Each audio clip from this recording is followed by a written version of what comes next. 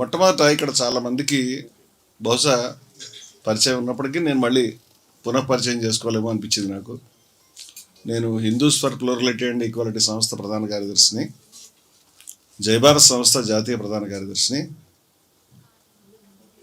హిందుస్థానీ గౌరక్షా సమితి అని మా ఇనాయత్ అలీ బాక్రీ గారు తలపెట్టినటువంటి గొప్ప సంస్థకి వారు నన్ను అధ్యక్షులుగా చేశారు, ప్రెసిడెంట్గా. ఇంకా చాలామంది పెద్దలు దారిలో ఉన్నారు, వస్తారు. జయభారత్ మూవ్మెంట్ అనేటువంటి ఒక సమూహంలో కనీసం 20 సంస్థలు ఉన్నాయి. వాటిలో హిందూ ముస్లిం ఐక్యత గురించి జాతీయ స్థాయిలో 14 రాష్ట్రాల్లో పనిచేస్తున్నటువంటి జైహో సంస్థ ఉన్నది మా స్వామివారి అధ్యక్షతన. మొట్టమొదట చాలామందికి విషయాలు తెలియదు కాబట్టి, విషయాలను తప్పుదారి పట్టించే ప్రయత్నం చాలా తేలిక కాబట్టి, నిజాలు నిరూపించడం కంటే అబద్ధాలు ప్రచారం చేయడం ఈజీ కాబట్టి, సో కొన్ని విషయాలు చెప్పాలని నేను అనుకుంటున్నాను. నమస్కారం. సోదరుడు బీఆర్కే న్యూస్కి ఇవాళ యాంకర్గా ఉన్నటువంటి నా సోదరుడు మధుని వేదికపైకి రావాల్సింది కోరుతున్నాను. సరే, ఓకే.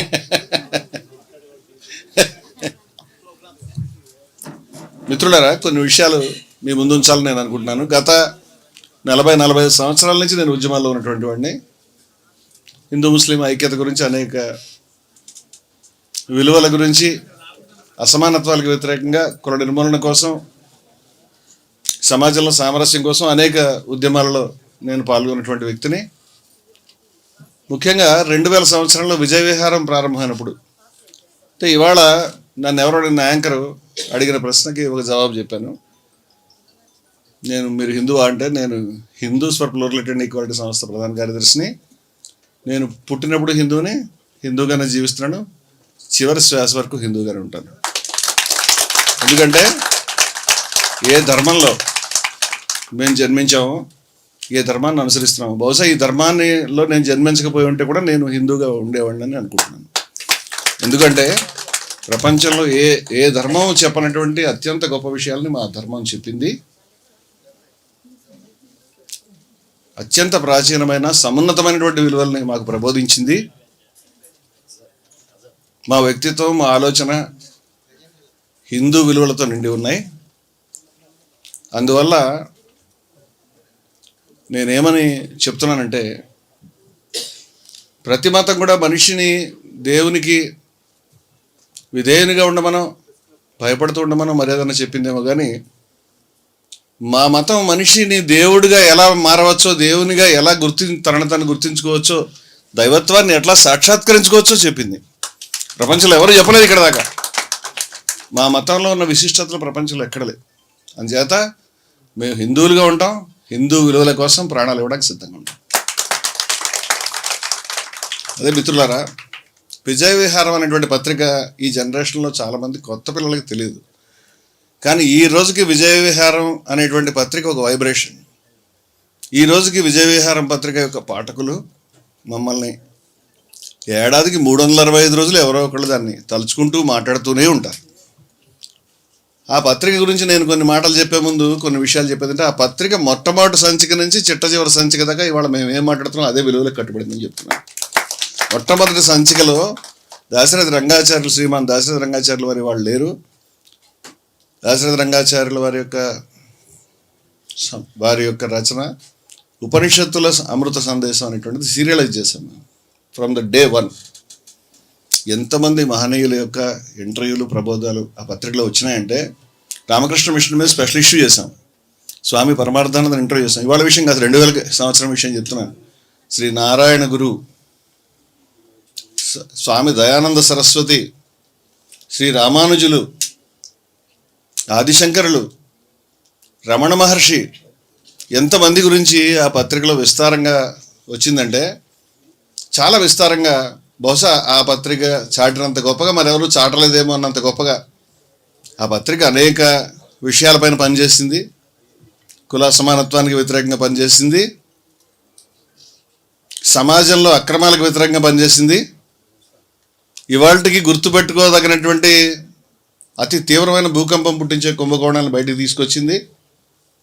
5 సంవత్సరాలు మా పత్రిక చరిత్రలో మేము ఒక పార్టీకి అనుకూలంగా కానీ వ్యతిరేకంగానే పనిచేసామని ఎవరూ చెప్పలేరు.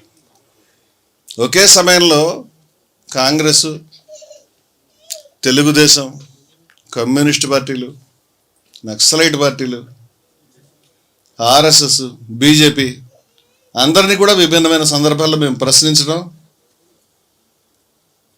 వారితో అవసరమైన మేరకు వాగ్వివాదం, అవసరమైన మేరకు నిజాలను బయటకు తీసుకురావటం, దాని మీద ఘర్షణ అంటే ఘర్షణ అటువంటివి జరిగినాయి. అందుచేత ఆ పత్రిక సత్యాన్ని ప్రేమించింది, సత్యానికి స్నేహితుడిగా ఉంది తప్పితే మరి ఎవరికి స్నేహితుడిగా లేదు. అందుచేత మమ్మల్ని యూ కెనాట్ జస్ట్ బ్రాండ్ అస్. మమ్మల్ని తీసుకెళ్ళి మీరు ఎక్కడొక్కడ బ్రాండ్ చేసి నిలబెట్టడం నా శత్రువులందరికీ కూడా చాలా చేదు వార్త ఏంటంటే, మీరు ఏదైనా మాట్లాడితే నేను 4 ఇష్యూ తీసి చూపిస్తాను. I can show you 4. People's వారిని బహిరంగ లేఖ రాసినటువంటి, సంచలనం సృష్టించి ఓపెన్ లెటర్ రాసి ఛాలెంజ్ చేసినటువంటి వ్యక్తులం మేము. కొండలపైకి వెళ్ళి ఇంటర్వ్యూలు చేసిన వ్యక్తులం, అదే సమయంలో ఛాలెంజ్ చేసిన వ్యక్తులం. అంచేత మమ్మల్ని బ్రాండ్ చేయలేరు మీరు, మీకు ఇచ్చేది. ఏ పార్టీ కూడా మేము స్నేహితులుగా ఆ రోజు లేమని, వారి మంచిని స్వాగతించిన, వారి యొక్క చీకటిని బయటపడడానికి వెనుకంజ వేసిన వాళ్ళం కాదని అందరికీ తెలుసు ఆ విషయం. అది ఒక అంశం. అలాగే హిందూ మతాన్ని గురించి నేను చెప్పాను. జయభారత్ అనేటువంటి సంస్థ 2002లో ప్రారంభమైంది. అది విజయవిహారం పత్రికలో, విజయవిహారం పత్రిక చదువుకుని నిద్ర పట్టక ఏమి చేయలేక అప్పటికప్పుడు చేస్తున్న పనులన్నీ వదిలిపెట్టి, వ్యాపారాలని పక్కన పెట్టి, ఉద్యోగాలను వదులుకుని వచ్చినటువంటి 10 మంది యువతుల యొక్క త్యాగపూరితమైనటువంటి ఆచరణ వల్ల ఇవాళ జయభారత్ ఉద్యమం నడుస్తూ ఉంది 25 సంవత్సరాల నుంచి. I can name them, I can tell you 1000 stories, వేల త్యాగాలను చెప్పగలుగుతాను. ఇటువంటి నిన్న జరిగిన దాడికి చాలామంది కలతపడ్డారు, కానీ ఇంతకంటే చాలా పెద్ద తుఫానులను మేము ఎదుర్కొన్నాం అనే విషయం చెప్తున్నాను. ఇవాళ ఆంధ్రప్రదేశ్లో సోదరుడు రావణ్కి సంబంధించినటువంటి ఊపా కేసు పెట్టినప్పుడు నేను ఊపా కేసు పెట్టడం చాలా దారుణం అని ఖండించాను. చాలామందికి పాపం నచ్చకపోవచ్చు, ఇబ్బంది ఉండొచ్చు. అయితే దానికి ముందు ఇంకో విషయం చెప్తాను. నేను రావణ్ మీద ఆయన రాసినటువంటి లేదా ఆయన వాయిస్ ఓవర్ ఇచ్చినటువంటి ఒక పీస్ గురించి ఊపా పెట్టే ప్రయత్నం చేశారు. కానీ నా విషయంలో డైరెక్ట్గా జిల్టన్ స్టిక్స్ పట్టుకొచ్చి బకెట్ల నిండా, నువ్వు సంచుల నిండా పీపుల్స్ వారి యొక్క letter heads, Maoist party letter heads print చేసి ఆ 2 దాన్ని పెట్టుకుని నన్ను తీసుకొచ్చి ఈయన వాటిని సప్లై చేస్తాడని అరెస్ట్ చేసే ప్రయత్నం చేశారు. ఆ రోజు వేల మంది సైబరాబాద్ 2003, 2004 విషయాలు చెప్తున్నాను నేను. సైబరాబాద్ కమిషనరేట్ మొత్తం ముట్టడించారు ఆ రోజు ప్రజారంగంలో ఉన్నటువంటి నాయకులు ఎంతోమంది, వాటిలో చాలామంది జ్వాలాముఖి లాంటి వాళ్ళు లేరు. లక్ష్మీభారతి గారు ఆ రోజు రోడ్డు మీద రాత్రి 8 గంటల వరకు కూర్చున్నారు. ఎఫ్ఐఆర్ రాసిన తర్వాత నన్ను అరెస్ట్ చేయడం వాళ్ళకి సాధ్యపడలేదు. ఇటువంటి పోరాట చరిత్ర కలిగినటువంటి వ్యక్తులం మేము. పత్రిక పెట్టినటువంటి మొదటి 10 సంచికల్లోనే మా మీద దాడులు, మా ఆఫీస్ క్లోజ్ చేశారు, మా ఆఫీస్ బాయ్ని సైతం అరెస్ట్ చేశారు, మా ఆఫీస్ కంప్యూటర్ సీజ్ చేశారు. విజయవిహారం పత్రిక రాష్ట్రంలో ఎక్కడ పడితే అక్కడ వెండర్స్ని అరెస్ట్ చేశారు, పత్రికలు సీల్ చేశారు. పత్రికల చరిత్రలో ఒక పత్రిక మీద ఏడాది పూర్తవకుండా 11వ సంచికే ఇంత తీవ్రమైన దాడి ఎదుర్కొన్న వ్యక్తిని నేను. మీరు ఆ పత్రిక తిరిగేస్తే దాంట్లో ఆర్ఎస్ఎస్ మీద విమర్శ ఉంది, తాలిబాన్ల మీద విమర్శ ఉంది, ఎవరి లేదా పుట్టపర్తి సాయిబాబా గారి యొక్క వాటికి సంబంధించి ఉంది. ఇలా అనేక విషయాలు ఉన్నాయి. చాలామంది హిందూ మతం గురించి మీరు మాట్లాడుతున్నారు, ఎప్పుడన్నా ఇస్లాం గురించి మాట్లాడారు. నువ్వు పుట్టలేదు నాయన, నువ్వు పుట్టకముందు విషయాలు చెప్తున్నాను. నేను ఎదుర్కొన్న మొట్టమొదటి కేసు ప్రాఫిట్కి సంబంధించి, జీసస్కి సంబంధించి కేసు ఎదుర్కొన్నాను. You don't know. అంచేత మాకే మొహమాటం లేదు, మా సాహిత్యానికి, మాకు, మా యుద్ధానికి మొహమాటం లేదు. మీకు చూసే ఓపిక, చదివే ఓపిక ఉంటే చెప్పగలుగుతాం, మీరు దాడి చేస్తే ఎదుర్కోగలుగుతాం, మేము చేయమని చెప్తాం. 2002 నుంచి ప్రారంభమైనటువంటి జయభారత్ ఒక ఉద్యమంగా ఎన్ని కార్యక్రమాలు చేసిందంటే దానికి వాళ్ళ ప్రెస్ మీట్లు సరిపోవు. ఎన్ని రంగాల్లో పనిచేసింది. ప్రైవేట్ రంగాల రిజర్వేషన్ల గురించి ఆంధ్రప్రదేశ్లో, ఉమ్మడి ఆంధ్రప్రదేశ్లో మొట్టమొదటి భారీ బహిరంగ సభ వచ్చి చిట్ట చివరి పెట్టింది మేమే. 2008లో బీసీల కుర్చీలకు అగ్రకులాల కబ్జా అనేటువంటి పేరు మీద చట్టసభలో బీసీల రిజర్వేషన్లు కావాలి అనేటువంటి డిమాండ్తో అన్ని కలెక్టరేట్లని ఒకేసారి ముట్టడించింది మేమే. I can show you photographs, I can show you history. మా వర్గీకరణ ఉద్యమంలో 1000 మంది మాలలు తీసుకొచ్చింది మేమే, మందకృష్ణ అన్నకి తోడుగా. ఢిల్లీ దాకా తీసుకెళ్ళింది మేమే. ఉషా మెహ్రా కమిషన్కి భారీ రిపోర్ట్లు అఫిడవిట్తో సహా మాలల యొక్క మద్దతును తెలియజేసింది మేమే. వర్గీకరణ యొక్క సాకారం కావడంలో మా యొక్క పాత్ర ఉందని చెప్తున్నాను నేను. ఇవాళ కాదు, 30-40 సంవత్సరాల నుంచి నేను మత సామరస్య సమ్మేళనాలు పెడుతూ ఉన్నాను. ఎంతోమంది ఆధ్యాత్మికవేత్తలను, అన్ని మతాలకు చెందిన వాళ్ళని ఒక వేదిక మీద తీసుకొచ్చాం. అదేవిధంగా మత ఉన్మాదానికి సంబంధించి, మతోన్మాదానికి క్విట్ ఇండియా చెప్దామని తెహల్కా లాంటి పత్రికలు హైదరాబాద్ తెహల్కాని విజయవిహారాన్ని పేర్కొన్నాయి. మేము గుజరాత్ అల్లర్లు జరిగినప్పుడు 5.5 లక్షల శాంతి ప్రతిజ్ఞలు చేయించాం. 1 కాదు 2 కాదు, పత్రికలో కాల్ చేసి ఇంటింటికి తిరిగి హిందువులు ముస్లింలు కలిసి ఉండాలి, సమైక్యంగా ఉండాలని. మీకు నచ్చకపోవచ్చు ఆ విషయం, కానీ మేము మీకు నచ్చకపోయిన పనులు చేస్తూనే ఉంటాం, చెప్తూనే ఉంటారు. బాయ్ ఇండైజెషన్ ట్యాబ్లెట్లు వేసుకుని వినండి, ఇలాంటి మాటలన్నీ కూడాను చాలా ఇబ్బంది పడతారు మీరు. అదేవిధంగా మీరు 2002 నుంచి ప్రారంభమైనటువంటి జై భారత్ ఉద్యమం, జాన్ కొంకి గారు వారు గీతాచార్యులు వారిని వేదిక మీకు రావాల్సిన కోరుతున్నాను. వారి కండువా వేయండి.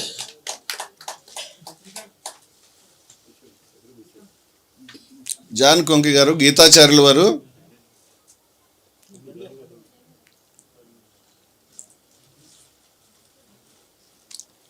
మిత్రులారా, జై భారత్ ఉద్యమం ఇవాళ కనీసం 15-20 సంవత్సరాలుగా ఉన్నది.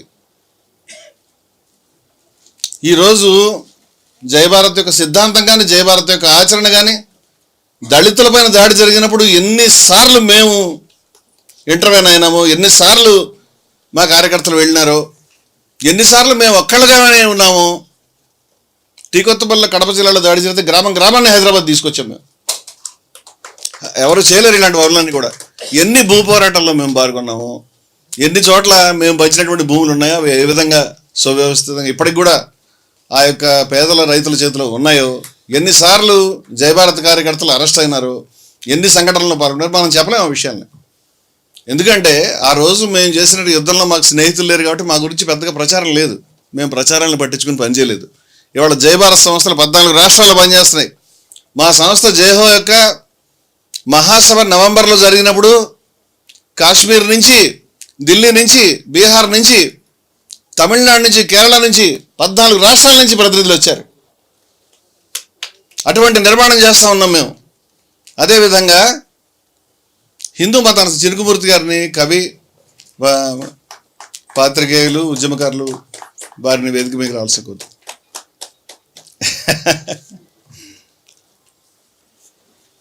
అదేవిధంగా అయ్యా అవధాన్ రఘుకుమార్ పెద్దల వారిని వేదికపైకి రావాల్సి కోరుతుంది. మిత్రులారా,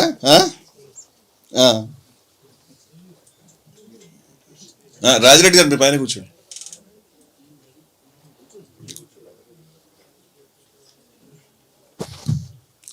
మిత్రులారా,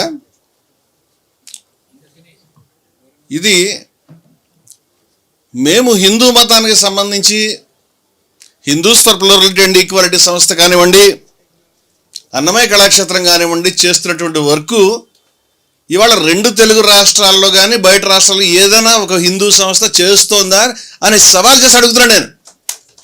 మీకు తెలుసా ఏం జరిగిందో? తిరుమలలో అన్నమయ్య గృహాన్ని 32,000 కీర్తనలు రాసినటువంటి మహనీయుడి గృహాన్ని, ఆయన ఇంటిని కూల్చేశారు. షేక్స్పియర్ 37 నాటకాలు ఎన్నో రాశాడు. ఆయన వాడిన పెన్ను దగ్గర నుంచి ఆయన మ్యూజియం పెట్టి వాళ్ళు గౌరవించుకుంటారు. మనకేం దౌర్భాగ్యం, అన్నమయ్య గురించి మనం తలుచుకోవడం లేదు.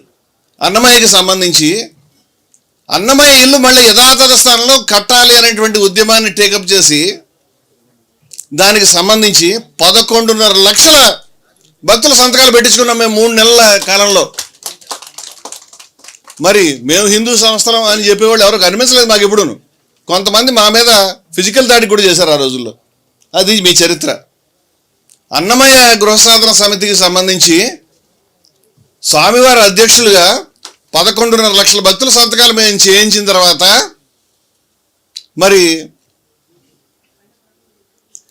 అంతర్వేది నుంచి ప్రారంభించి విజయదశమి రోజు 2022 కరెక్టేనండి స్వామి 22 అంతర్వేది నుంచి ప్రారంభించి అన్నమయ చైతన్య రథయాత్ర 11.5 లక్షల సంతకాలంటే మనకి ఇంతమంది వస్తాయి. వాటిని పుస్తకాలుగా కుట్టించి ఒక రథంలో పెట్టి అన్నమయ చైతన్య రథయాత్ర అనేటువంటి దాన్ని స్వామివారు 2 తెలుగు రాష్ట్రాల్లో కొన్ని వేల కిలోమీటర్లు దాన్ని గ్రామాన ప్రతి పట్టణంలో ఉన్నటువంటి కొన్ని వందల ఆలయాల్లో అర్చనలు చేయిస్తూ ప్రెస్ మీట్లు పెడుతూ గ్రామాన జాగృతి తీసుకొచ్చి ఇలా జరిగిందనే విషయాన్ని కూడా మీరు ఎవరు చెప్పలే. గ్రామాన చెప్పింది మేము. ఆ 11.5 లక్షల సంతకాలని టీటీడీకి ఇచ్చింది మేము. టీటీడీకి మళ్ళీ పదే మంత్రులకి వాళ్ళకి రిమైండ్ చేసింది మేము. ప్రభుత్వం మారిన తర్వాత వెయిట్ చేసి మళ్ళీ వాళ్ళు చెప్పినా వినకపోవడంతో ఖచ్చితంగా మళ్ళీ 2వ దఫా అన్నమయ్య ఉద్యమాన్ని ప్రారంభించబోతున్నది కూడా మేమే. మీరు అంతా ఎక్కడ ఉన్నారు అప్పుడు? అన్నమయ్య ముఖ్యమైన వ్యక్తి కాదు, మీకు తెలియదా? దానికి సంబంధించి మేము చెప్పినప్పుడు కూడా ఎవరు మాట్లాడలేదే. ఆ ఉద్యమం జరుగుతుందని తెలిసిన తర్వాత మీ దృష్టిలో ఉన్న తర్వాత కూడా మీరు దాని ఎప్పుడు ఖండన ప్రకటన కూడా చేయలేదే. ఒక చిన్న అర్జీ కూడా ఇవ్వలేదే. మీరు హిందువులు మేము కాదా? ఏం మాట్లాడుతున్నారు మీరు? అదేవిధంగా స్వామివారు ఎన్ని హైందవ భక్తి కళా సమ్మేళనాలు పెట్టారు. ఎన్ని భక్తి కళ వారికే గుర్తుండదేమో. యాదగిరి గుట్ట దగ్గర అఖండ హరినామ సంకీర్తనం జరుగుతుందంటే ఇవాళ తిరుపతిలో కానీ యాదగిరిగుట్టలో కానీ ఇంకా బయట రాష్ట్రాల్లో అనేక గుళ్ళలో స్వామివారు చేసినటువంటి పని ఏమైనా చిన్న పని అనుకుంటారా మీరు? ఏమీ లేకుండా ఒక యూట్యూబ్ పెట్టుకుని ఏమీ లేకుండా ఒక బొట్టు పెట్టుకుని కేకలు పెట్టి కొట్టేస్తే హిందూ అయిపోతావా? మరి పనులు చేసిన వాళ్ళంతా ఏం కావాలి? అదేవిధంగా సనాతన కాహళి పేరు మీద ఇప్పుడు 22 సభలు జరిగినాయి. ప్రతి నెల ప్రసంగాలు. ఏమన్నా సామాన్యులు వచ్చి మాట్లాడారండి దాంట్లో? ఎంతమంది పెద్దలు వచ్చి ద్వైతానికి, అద్వైతానికి, విశిష్ట అద్వైతానికి, అచల సాంప్రదాయానికి, సాయిబాబా సాంప్రదాయానికి, భగవద్గీతకి ఎంతమంది ప్రముఖులు మహానుభావులు ఎట్లా ఉన్నాయి చూడండి మీరు. మేము చేసినటువంటి రథయాత్ర వివరాలు మా యూట్యూబ్ ఛానల్లో జయభారత్ మూవ్మెంట్ ఛానల్లో మీరు వెళ్ళి చూస్తే కనిపిస్తాయి. ఊరిన ఏ విధంగా రథం వెళ్ళిందని. మేము ఏ మాట అన్నా మేము చెప్తున్న విషయాలకి సాక్ష్యాధారాలతో సహా మేము ముందు నుంచి మాట్లాడుతున్నాం. మేము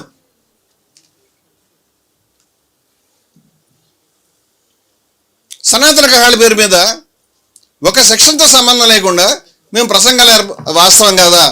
విద్వేషం, అసమానత్వాలకు వ్యతిరేకంగా హిందూ మతం అనే పేరు మీద భాస్కర ఆడిటోరియంలో 2024లో భారీ ఎత్తున హిందూ సమ్మేళనం జరిపించినటువంటి విషయం వాస్తవం కదా? శ్రీ రంగరాజన్ గారి దగ్గర నుంచి ఎంతమంది ప్రముఖులు దానికి హాజరయ్యారు? అనేక సాధువులు, అచల గురువులు, పెద్దలు, ఎన్ని సంప్రదాయాలకు సంబంధించిన వాళ్ళు వచ్చారు. చూడండి, రికార్డు తీసి మీకు అర్థమవుతుంది. నా భూతో నా భవిష్యత్తు 2 తెలుగు రాష్ట్రాలు అటువంటి హిందూ సమ్మేళనం. అటువంటి హిందూ సమ్మేళనాన్ని మళ్ళీ మేము ఈ విజయదశమికి 2 రోజులు ఏర్పాటు చేయబోతున్నాం. ఎందుకంటే చరిత్రని నిర్మించడమే కాదు, చరిత్రని కొనసాగిస్తాం, చరిత్రని నడిపిస్తాం, చరిత్రని మారుస్తాం. మేము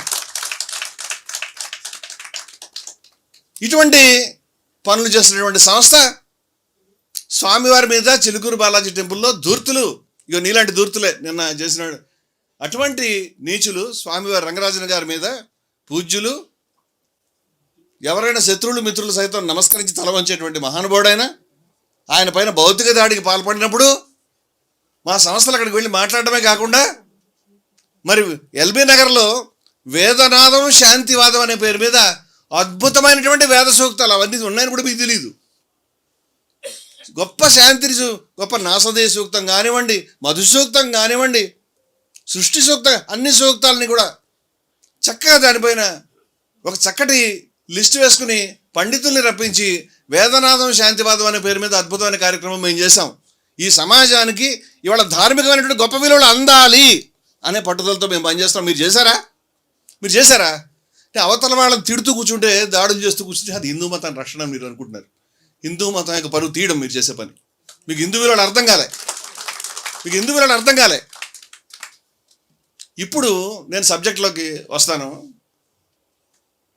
మాకు హిందూ మతం పైన ఉన్నటువంటి అచంచలమైనటువంటి నిష్ఠ, నిబద్ధత, ప్రేమ, భక్తి, గౌరవం సమస్తం ఏదైతే కానీ అవి సమున్నతమైనవి, మీరు ఊహించలేనివి, మీరు వెనక్కి తిరిగి చూడలేనివి, మీరు తల ఎత్తి కూడా చూడలేనివి అటువంటి హిందూ సంస్థకి, అటువంటి హిందూ విలువలకు కట్టుబడి పనిచేస్తున్నందుకు మేము సంతోషంగా ఉన్నాం. మీ తొకల దాడులకి భయపడేవాళ్ళం కాదు, ప్రాణాలు ఇవ్వడం కూడా సిద్ధపడి పనిచేసేటువంటి మనుషులం మేము. మా ధర్మం మాకు అదే నేర్పించింది. అదేవిధంగా మిత్రులారా,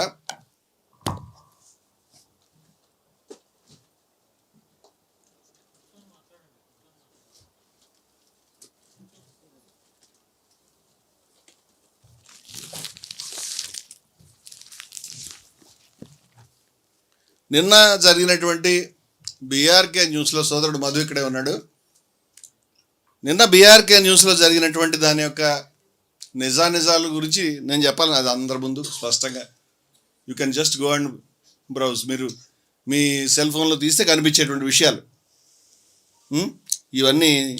ఎక్కడెక్కడ కాశీనాయన క్షేత్రం అనేది కూలిపోయినప్పుడు ఎక్కడ దాక్కున్నారు మీరు? కాశీనాయన జ్యోతి క్షేత్రం అనే దాని మీద దాడి చేసి రాజకీయాలకి మతాన్ని వాడుకునేటువంటి సిగ్గులేని మనుషులారా, ఇది దౌర్భాగ్యం. ఇది మాకు మొహమాటం లేదు, భయం లేదు, మేము ఓపెన్గా చెప్తాం. హిందూ మతాన్ని, ఇస్లాంని, క్రైస్తవాన్ని, దేనైనా కూడా రాజకీయాలకి వాడంత పాపి ఇంకొకటి లేడన్న ఉద్దేశం. కుర్చీలు ఎక్కడం గురించి మతాన్ని ఉపయోగించుకునేవాడంత పాపిష్టి మనిషి మరొకటి లేడు. నీకు ఏ అర్హత లేదు మాట్లాడడానికి. మహనీయుడైనటువంటి అవధూత ఆయన, కాశీనాయన, ఆయన దివ్యమైన సమాధి మందిరం అయ్యా బాబు. కోట్ల మంది ఫాలోయర్స్ ఉన్నారు, వందల వేల ఆశ్రమాలు ఉన్నాయని చెప్తారు, ప్రతి చోట అన్నదానం చేస్తారు. సమున్నతమైన సాంప్రదాయం. జ్యోతి క్షేత్రంలో సైతం స్త్రీలు సైతం పూజారులుగా ఉన్నారు. మీకు నచ్చలేదో నాకు అనుమానం ఆ విషయం. సోదరుడు టీటన్ సిఇఓ సుందర్, సోదరా ఎక్కడ?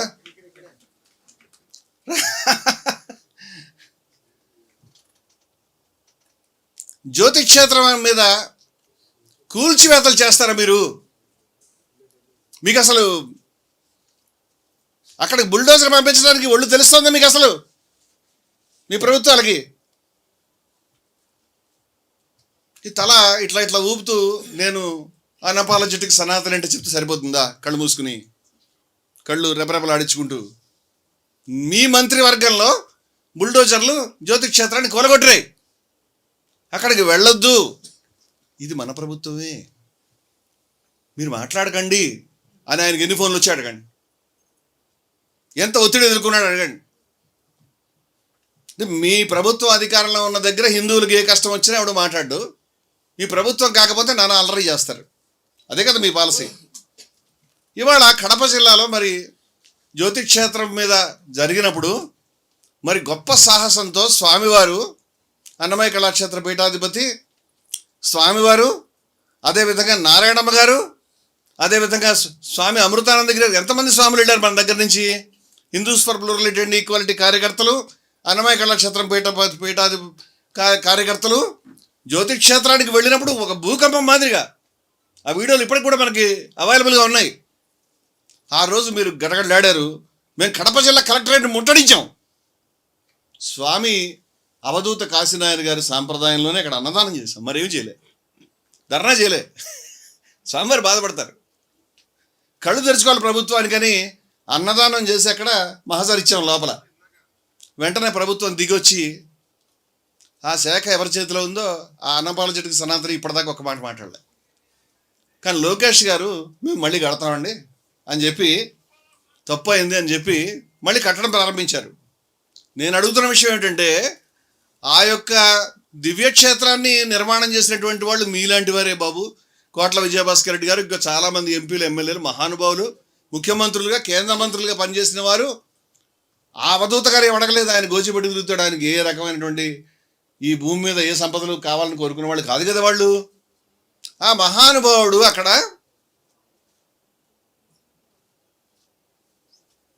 కోట్ల విజయభాస్కర్ రెడ్డి గారు నిర్మాణం చేస్తే ఇవాళ మీరు కూల్చారు. ఇప్పుడు మీరు కడతానంటున్నారు. నా ప్రశ్న ఏమిటంటే, రేపు మరొక పెద్ద మనిషి వచ్చి దీన్ని కూల్చడం ఏమిటి నమ్మకం? అందుచేత మేము మిమ్మల్ని ఒకటే అర్థిస్తున్నాం. ఆ సనాతని వారిని, ప్రభుత్వాలని, అందరినీ కూడా పెద్దల్ని, మీరు హిందూ మతం ప్రేమ ఉంటే మొట్టమొదటి దానికి పట్టా చేయండి అని అడుగుతున్నాం మేము. మొట్టమొదటి మరెవరు కూల్చడానికి వీలు లేకుండా మళ్ళీ ఎవరైనా వచ్చి ఫారెస్ట్ భూమి అంటారు. అయ్యా, ఫారెస్ట్ భూమిని సివిల్ పట్టాగా మార్చడానికి సరిపడినటువంటి చట్టాలను మీరు మార్చి ఉన్నారు.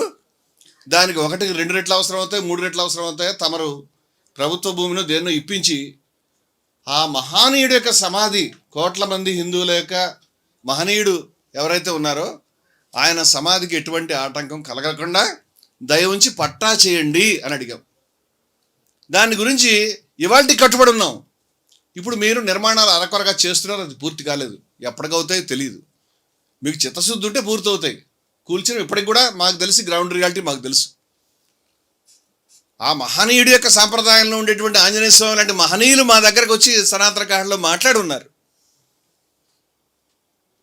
అంచేత మీరు అనుకున్న హిందూ మతం కాదు, మేము మొత్తం హిందూ మతాన్ని సమగ్ర స్వరూపాన్ని మీ ముందు పెట్టగలుగుతాం. ఆయన ఒక ఆంజనేయ స్వామి గారు ఆయన ఒక స్వామీజీ అయి ఉండి ఆయన కుల వివక్షను ఎదుర్కొంటూ చాలా చోట ఆలయాల్లో అడుగు పెట్టలేని పరిస్థితి ఈ రోజుకి ఉంది కడపలో. తెలుసా మీకు? ఈ రోజుకి ఆయన దళితుడైనందువల్ల అయినా వారు నొచ్చుకోకుండా పీఠాన్ని నడిపిస్తూ ఆ మహానుభావుడు ఆంజనేయ స్వామి గారు ఇక్కడ దాకా వచ్చాడు. మేము ఈ మొత్తం సాధువుల్ని, 100 మంది సాధువుల్ని మేము విజయదశమి రోజున తీసుకురాబోతున్నాం.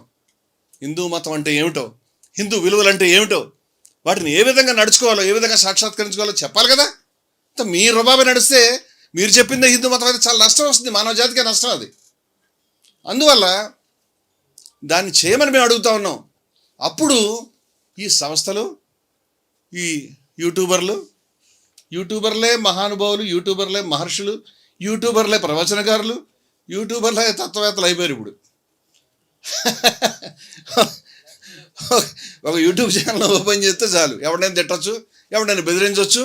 మంచి వాటంగా ఉంది కాబట్టి నీకు ఏ బుక్ చదవకపోయినా, నీకు హిందూ మతం గురించి ఏం తెలియకపోయినా నువ్వు ముందుకెళ్ళి జై శ్రీరామ్ అనేసి దాన్ని నడిపించేయచ్చు.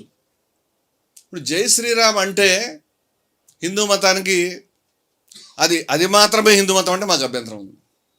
జై శ్రీరామ్ అనడం పట్ల మాకు గౌరవం ఉంది. నేను జై శ్రీరామ్ అంటాను. జై శ్రీరామ్ అనడం కంటే జై సీతారాం అంటే చాలా సబబు అని కూడా నేను చాలాసార్లు చెప్పాను. ఎందుకంటే మేము జై సీతారాం అన్నవాళ్ళు, నువ్వు కొత్తగా తీసుకొచ్చేది దీన్ని. నార్త్ ఇండియాలో కూడా జై సీతారాం అంటారు. నువ్వు రాజకీయాల గురించి సీతాదేవి గారిని తీసేద్దామని అనుకున్నావు. సీతలేని రాముడికి మా జానకి చటాపట్టగా త్యాగరాజు గారు పాడారు. సీతాదేవి చేయి పట్టుకోవడం వల్ల, మా జానకి చేయి పట్టుకోవడం వల్ల మహారాజు అయితివి, నువ్వు దానివల్ల గొప్పవాడు అయ్యావు అని చెప్పాడు. ఇంకా సీతను పక్కన పెట్టి కట్ చేసి మేము చిన్నప్పుడు ఎప్పుడు వెళ్ళాయి శ్రీరామ్ సీతారాం సీతారాం సీతారాం జై సీతారాం అన్నాం. రాధేశ్యాం రాధేశ్యాం రాధేశ్యాం జై రాధేశ్యాం అన్నాం. హరే రామ రామ రామ హరే హరే. నువ్వు చెప్పింది మాకు తెలియదు. ఇది ఇప్పుడు రాజకీయాల గురించి సీత లేనటువంటి రాముడి బొమ్మను ప్రచారంలో తీసుకొచ్చారు. సీత లేనటువంటి 6 ప్యాక్ రాముడిని, ఎవరి మీద చాలా కోపంగా ఉన్న రాముడిని. కష్టం వస్తే, బాధ వస్తే, మా చిన్నప్పుడు కరెంట్ ఉండేవి కాదు ఊళ్ళలో. కరెంట్ లేనప్పుడు ప్రతి తాడి చెట్టు, ప్రతి చెట్టు దెయ్యంలో కనిపించేది. పిల్లలు మేము భయపడతా ఉండేవాళ్ళం. భయపడితే పెద్దవాళ్ళు చెప్పేవారు, ఆయన హనుమాన్ చాలీసా చదువుకో, ఆంజనేయుడు వచ్చి రక్షిస్తాడని. బాబు గారితో సినిమా ఉంది, దాంట్లో నిజంగానే ఓ పాపకి ఆంజనేయుడు వచ్చి రక్షించి తీసుకెళ్తాడు. అటువంటి ఆంజనేయుడిని మీరు ఇవాళ చూడండి. కార్ల మీద, వాటి మీద చాలా ఉగ్రంగా, కోపంగా ఉన్నటువంటి ఆంజనేయుడిని ఈయన ఎక్కడి నుంచి వచ్చాడు? భయాన్ని పోగొట్టే ఆంజనేయుడిని భయం పెట్టే విధంగా ఎందుకు తయారు చేశారు? అవసరమా? ఎక్కడైనా మన ఆలయాల్లో ఇటువంటి ఆంజనేయుడి బొమ్మ మనం చూసామా? ఒంటి రాముడి బొమ్మ మీ ఇంట్లో ఎక్కడైనా ఉందా? భద్రాచలంలో ఉందా? ఒంటిమెట్లో ఉందా? మీ ఊర్లో ఆలయంలో ఉందా? నువ్వెందుకు పెడుతున్నావు? ఒంటి రాముడిని పెట్టడం హిందూ మతం కాదు. అరిష్టమని మా చిన్నప్పుడు చెప్పేవారు. రాముడు, సీత, లక్ష్మణుడు, అదేవిధంగా హనుమంతుడు. ఇది లేదా పట్టాభిషేకం సీన్లో వాళ్ళిద్దరూ సింహాసనం మీద వారిద్దరూ వింజామరలు వీస్తూ, భరత శత్రుఘ్నులు సైతం ఉంటారు, లక్ష్మణుడు ఉంటాడు, ఆంజనేయుడు. ఇది ఒక సన్నివేశం. ఇది కాకుండా ఎవరినో కొట్టడానికి వెళ్ళేటువంటి రాముణ్ణి, ఆయన వెళ్ళాడు వాస్తవంగా, లేదని అంటలేదు నేను. కానీ గుళ్ళలో ప్రచారంలో పద్ధతి ఉంది. నువ్వు కొత్త మతాన్ని స్థాపించదలుచుకుంటే నీ ఇష్టం, అది వేరే విషయం. మేము జై శ్రీరామ్కి వ్యతిరేకం కాదు, మేము జై సీతారామని కూడా అంటాం. కానీ ఒక విషయం చెప్తున్నాం, భారతదేశంలో హిందూ మతంలో మీరు హిందూ మతాన్ని కొలవలేరండి. హిందూ మతానికి మీరు అనుకున్న సాంప్రదాయాలే ఉన్నాయని కరెక్ట్. సాయి శ్రీనివాస్ గారు, కొంచెం షిరిడి సాయి తత్వ ప్రచారకులు సాయి శ్రీనివాస్ గారిని వేదిక మీకు రావాల్సి ఉంది. మిత్రులారా, సముద్రాన్ని నువ్వు చిన్న గుప్పెట్లో నీళ్లు పట్టుకుని ఇది నా సముద్రం అంటే నవ్వుతారు ఎవరైనా చూస్తే. అది నీ గుప్పెట్లో నీళ్ళు అవుతాయి, సముద్రం అవ్వవు. నువ్వు మగ్గులో తీసుకుంటే నీ మగ్గులో నీళ్ళు అవుతాయి, సముద్రం అవ్వవు. సముద్రాన్ని నువ్వు అలా బంధించలేవు. హిందూ మతం ఒక సముద్రం వంటిది. హిందూ మతంలో ఎన్నో శాఖలు ఉన్నాయి. జిఆర్ స్వామి వారి సమక్షంలో జిఆర్ స్వామి వారికి నేను నమస్కరించి చెప్పాను, శ్రీ వైష్ణవం హిందూ మతంలో ఒక ప్రధానమైన శాఖ, కానీ శ్రీ వైష్ణవమే హిందూ మతం కాదు, నన్ను క్షమించాలి ఆ విషయానికి. ఎన్నో సాంప్రదాయాలు ఉన్నాయి. వారు కూడా అన్నారు, మాకు కూడా తెలుసండి అన్నారు. వారి ఆశ్రమంలో బ్రహ్మాండమైనటువంటి కార్యక్రమం మేము నిర్వహించాం, హైందవ భక్తి కళా సమ్మేళనం అని. దానికి అనేక సంప్రదాయాల నుంచి, నారాయణమ్మ గారు అచల సాంప్రదాయం నుంచి వచ్చారు, షిరిడి సాయి సాంప్రదాయం నుంచి వచ్చారు, ద్వైత సాంప్రదాయం నుంచి వచ్చారు, శైవం నుంచి వచ్చారు, అద్వైత నుంచి వచ్చారు, విశిష్టాద్వైత, అందరినీ కూడా అందరినీ పెద్దలందరినీ ఒకే వేదిక మీద స్వామివారితో కలిసి కూర్చోబెట్టాం. ఆ సభకు నేనే అధ్యక్షుడిగా ఉన్నాను. ఇప్పుడు నువ్వంటావు హిందూ మతంలో సర్టిఫికెట్లు మేమిస్తాము, నా దగ్గరికి వచ్చి సర్టిఫికేట్ తీసుకోమని. ఎవరు నీకు చెప్పింది? ఈ రిజిస్ట్రేషన్ కంపెనీ ఎప్పుడు పెట్టు హిందూ మతంలో సర్టిఫికెట్లు ఇష్యూ చేసేది? మేము ఎట్లా అప్లై చేయాలి? నువ్వు ఎవడో హిందూ నువ్వు తెలుస్తావా? నువ్వే పని చేయవు, అవతలని తిట్టడం, బూతులు తిట్టడం తప్పితే ఇంకే పని చేతకన్నాడు. హిందూ మతం సర్టిఫికెట్లు ఇస్తాడు. మరి జిఆర్ స్వామి వారు లేకపోతే పెద్దలందరితో రకరకాల పలు ఉద్యమాలు కార్యక్రమాలు చేసిన మేమైతే హిందువులం కాకుండా పోతాం. ఇవాళ హిందూ మతంలో అనేక సాంప్రదాయాలు ఉన్నాయి. మీరు నన్ను క్షమిస్తే కనుక వైదిక సాంప్రదాయాలు ఉన్నాయి. అందరూ అనుకుంటున్నట్టు వైదిక సాంప్రదాయం మాత్రమే కాదు, మీకు నచ్చినా నచ్చకపోయినా అది హిందూ మతం అంటే విశిష్టమైన సాంప్రదాయం. అది మా అధ్యక్షులు Hindus for plurality and equality యొక్క అధ్యక్షులు సాధు త్రినాథ్ దాస్ గారు. వారు అలేఖ సాంప్రదాయానికి చెందిన మనిషి. అలేఖ మహిమ అనే సాంప్రదాయం గురించి మీకు తెలియదు. అది ఒరిస్సాలో ఉత్తరాంధ్ర ప్రాంతంలో వేల మంది సాధువులు ఉన్నారు.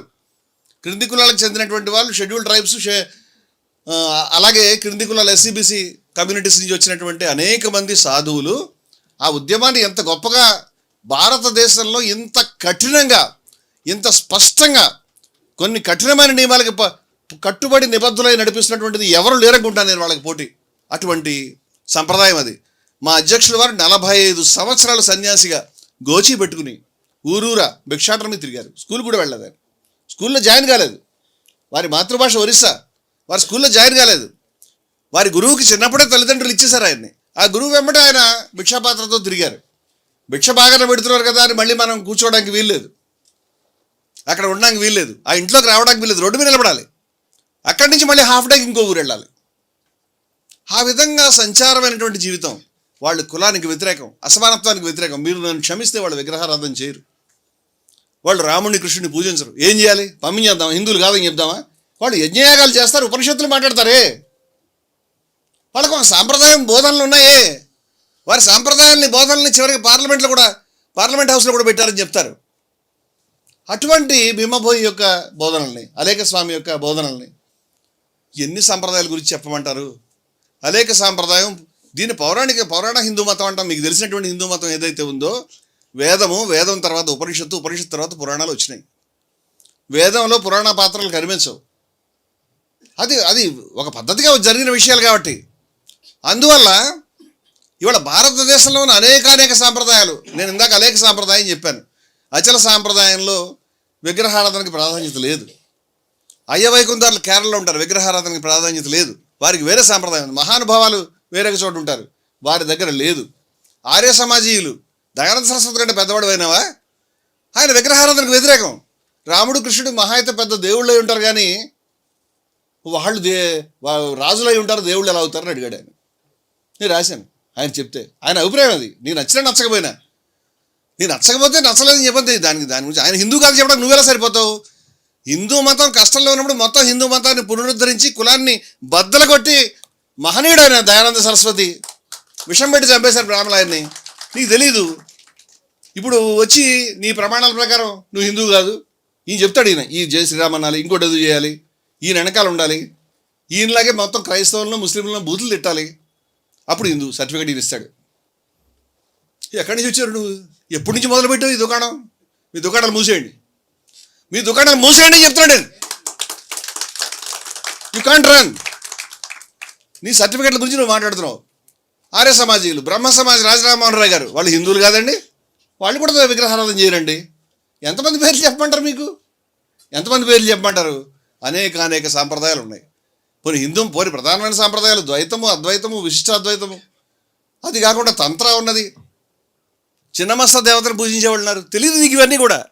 ఒక సాంప్రదాయానికి పోలిక లేదు. అంచేత హిందూ మతం బయట అన్ని మతాలు ఉన్నట్టుగా ఒక ప్రవక్త, ఒక పుస్తకం, ఒక సిస్టము, ఒక రూల్స్ అండ్ రెగ్యులేషన్స్ ఉన్నది కాదు. నువ్వు చేయాలన్నా చేయలేవు, మేము అంగీకరించం. మాకు అందరం గౌరవించేటువంటి ఒక దేవుడు కానీ, అందరం గౌరవించేటువంటి ఒక పుస్తకం కానీ, అందరం గౌరవించే ఒక ప్రవక్త కానీ మా దగ్గర లేడు. ఏం చేయాలి చెప్పు? అదేవిధంగా ఇవన్నీ నీకు బాధ కలిగించే విషయాలు నాకు తెలుసు, కానీ నువ్వు చెప్పమన్నా కూడా చెప్తున్నాను నేను. ఇప్పుడు ఏ ప్రమాణాల ప్రకారం మమ్మల్ని హిందువులు కాదని ప్రూవ్ చేయదలిచావో, నువ్వు హిందూ ఎలా కాదో నేను చెప్తాను. నువ్వు ఎందుకు కాదో చెప్తాను నేను. హిందూ మతం అనేది మతం కాదు, ఒక జీవన విధానం అని కొంతమంది చెప్తారు. ఐఎమ్ వెరీ సారీ, ఒక జీవన విధానం కూడా కాదు, పలు జీవన విధానాల సహజీవన వ్యవస్థ, ఆదాన ప్రదానాల వ్యవస్థ, ఇవన్నీ ఎప్పటి నుంచో కొనసాగుతున్నాయి. ఇన్ని మాటలు నువ్వు చెప్తుంటే, తెలంగాణ శ్యామ్ గారు రండి బాబు, ఇన్ని మాటలు నేను చెప్తుంటే ఎవరైనా వచ్చి మరి ఇదేంటిది హిందూ మతంలో ఏమీ లేదని చెప్తున్నాడు ఈయన, హిందూ మతమే లేదా అని అంటారు. క్షమించాలి, అందువల్ల మిత్రుల్ని పరిచయం చేస్తున్నాను నేను. సాయి శ్రీనివాస్ గారు కింద కూర్చున్నారు కదా, హేమ మల్లోజుల ఆప్ నుంచి వచ్చారు. హేమ గారు అమ్మ నమస్తే అమ్మ. మా సోదరుడు ప్రమోద్ సనాతన ట్రావెలరు, మొన్ననే దాడికి గురై చేసిన వాడు ఉన్నాడు, ఒకసారి పరిచయం చేసుకోండి. అలాగే రమణేశ్వరం నుంచి గజేంద్ర గారు వచ్చారు. అదేవిధంగా నా సోదరుడు భానుమేకల విజయవాడ నుంచి వచ్చాడు, సోదరుడు యుద్ధ వీరుడు. పీటర్ నాయుడు గారు పాస్టర్ గారు వచ్చారు. నమస్కారం, ముందుకు రండి సార్. క్షమించండి సార్, వేదిక అనేది సీరియస్గా తీసుకోవద్దు. సో మిత్రులారా, ఇది హిందూ మతం యొక్క స్వరూప స్వభావాలను మీకు చెప్పేటప్పుడు మరి ఏమీ లేదు, ఒక దేవుడు లేడు, ఒక ఇది లేదంటే ఎవరిది వాళ్ళదంటే ఇది ఒక మతం కాదా అంటే, నాయన కొన్ని విషయాలు ఉన్నాయి ఇక్కడ మనకి, లేకుండా ఏమీ లేవు. మళ్ళీ కొన్ని విస్పష్టమైనటువంటి విలువలు ఉన్నాయి. ఏ శాఖ కానీ హిందూ శాఖ ఈ విస్పష్టమైన విలువలకు కట్టుబడింది. వేదం కానీ ఉపనిషత్తు కానీ పురాణం కానీ కొన్ని విస్పష్టమైన విలువల్ని ఉద్ఘాటించింది. అవి ఏమిటంటే నువ్వు ఆలోచిస్తే నీకు అర్థమవుతాయి. దాంట్లో మొట్టమొదటిది ద్వేషరాహిత్యం. హిందూ మతం ప్రపంచంలో ఏకైక మతం ద్వేషాన్ని స్పష్టంగా గుర్తుపట్టి ద్వేషం ఉండొద్దని చెప్పిన మతం మరొకటి లేనేలేదు ప్రపంచంలో. ఇంత స్పష్టంగా వేదం చెప్పింది మా విద్విషావహై అని చెప్పింది, ఉపనిషత్తు చెప్పింది తతోన విజుగుప్సతే అని చెప్పింది, గీత చెప్పింది అద్వేష్ట మైత్ర కరుణయ్యవచ. ద్వేషరాహిత్యాన్ని ఎవరైనా చెప్పారండి ఇలాగా? ఇంత స్పష్టంగా ఎవరైనా చెప్పారా? అంచేత హిందూ అనేవాడు ద్వేషించడు, ద్వేషిస్తే హిందూ కాదు. ద్వేషం లేదు హిందూ మతంలో, స్పష్టంగా గుర్తుపట్టింది ద్వేషం ప్రమాదం. ప్రపంచానికి ఇవాళ పట్టినటువంటి ప్రమాదమే ద్వేషం. అంచేత ద్వేషాన్ని హిందూ మతంలో తెచ్చుకుని నువ్వు కాషాయం కప్పుకునేది మాత్రం హిందూ అవ్వలేవు. ద్వేషాన్ని వదిలిపెడితే హిందూ అవుతావు. ద్వేషం ఉన్నది, పరిత్యాగం ఉన్నది, పరిత్యాగం ఉన్నది.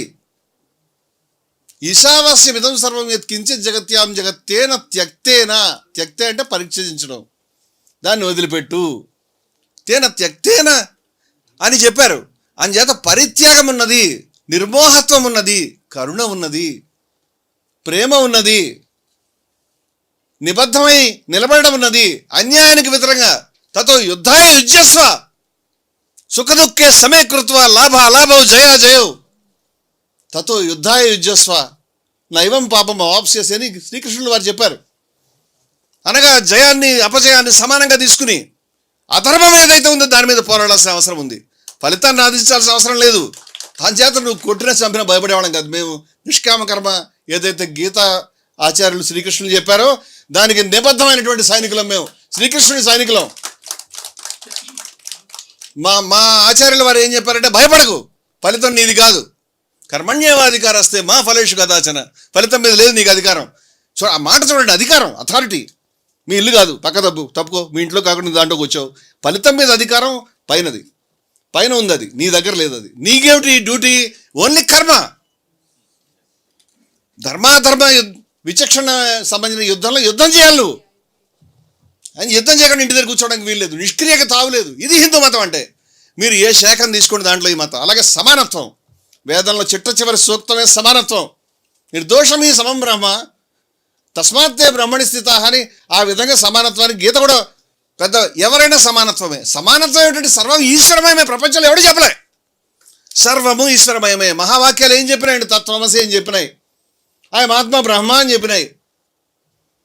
అదేవిధంగా సర్వం కల్విదం బ్రహ్మ, సర్వం అంతా బ్రహ్మమయమే కదా నాయన అని చెప్పినాయి. తత్వమసి అని చెప్పినాయి, అది నువ్వే అని చెప్పినాయి. అహం బ్రహ్మస్మి అని చెప్పినాయి. ఎవరైనా చెప్పారండి? ఈ మాటల్లో చిన్న అక్షరం తలకట్టు ఏ ధర్మం అని చెప్పగలుగుతుందా?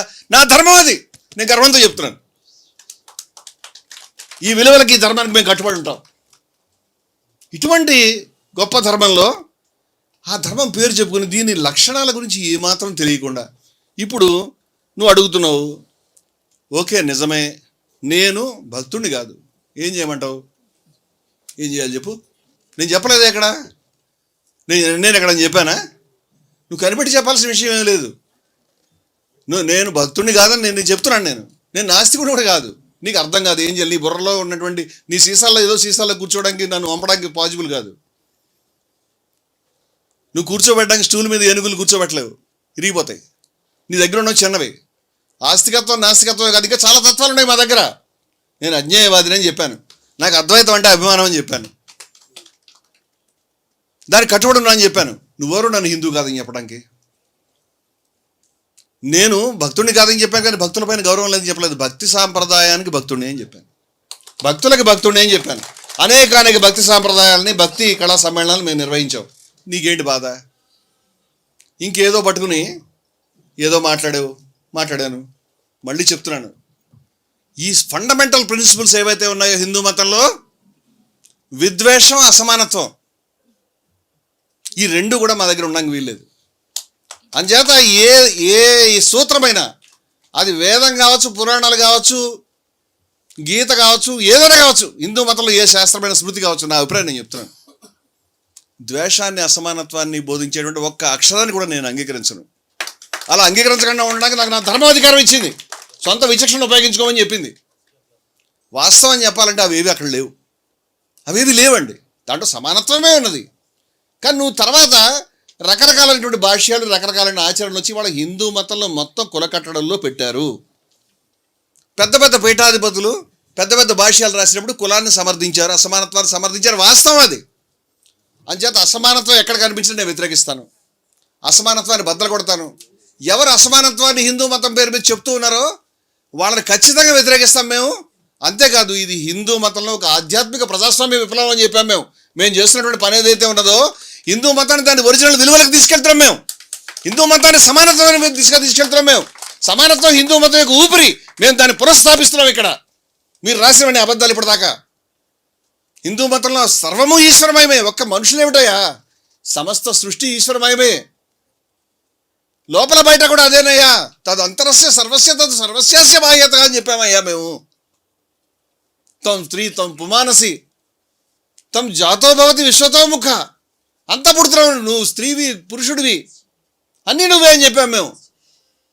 అటువంటి తత్వం బోధించిన చోట ఈ దరిద్రపు కుల వ్యవస్థ, ఈ కట్టడలు బయట నిలబెట్టడం, లోపల నిలబెట్టడం, ఈ దరిద్రం అంతా వచ్చినాయి. దాన్ని ఊడిచే పని చేస్తున్నాం. ఎందుకు?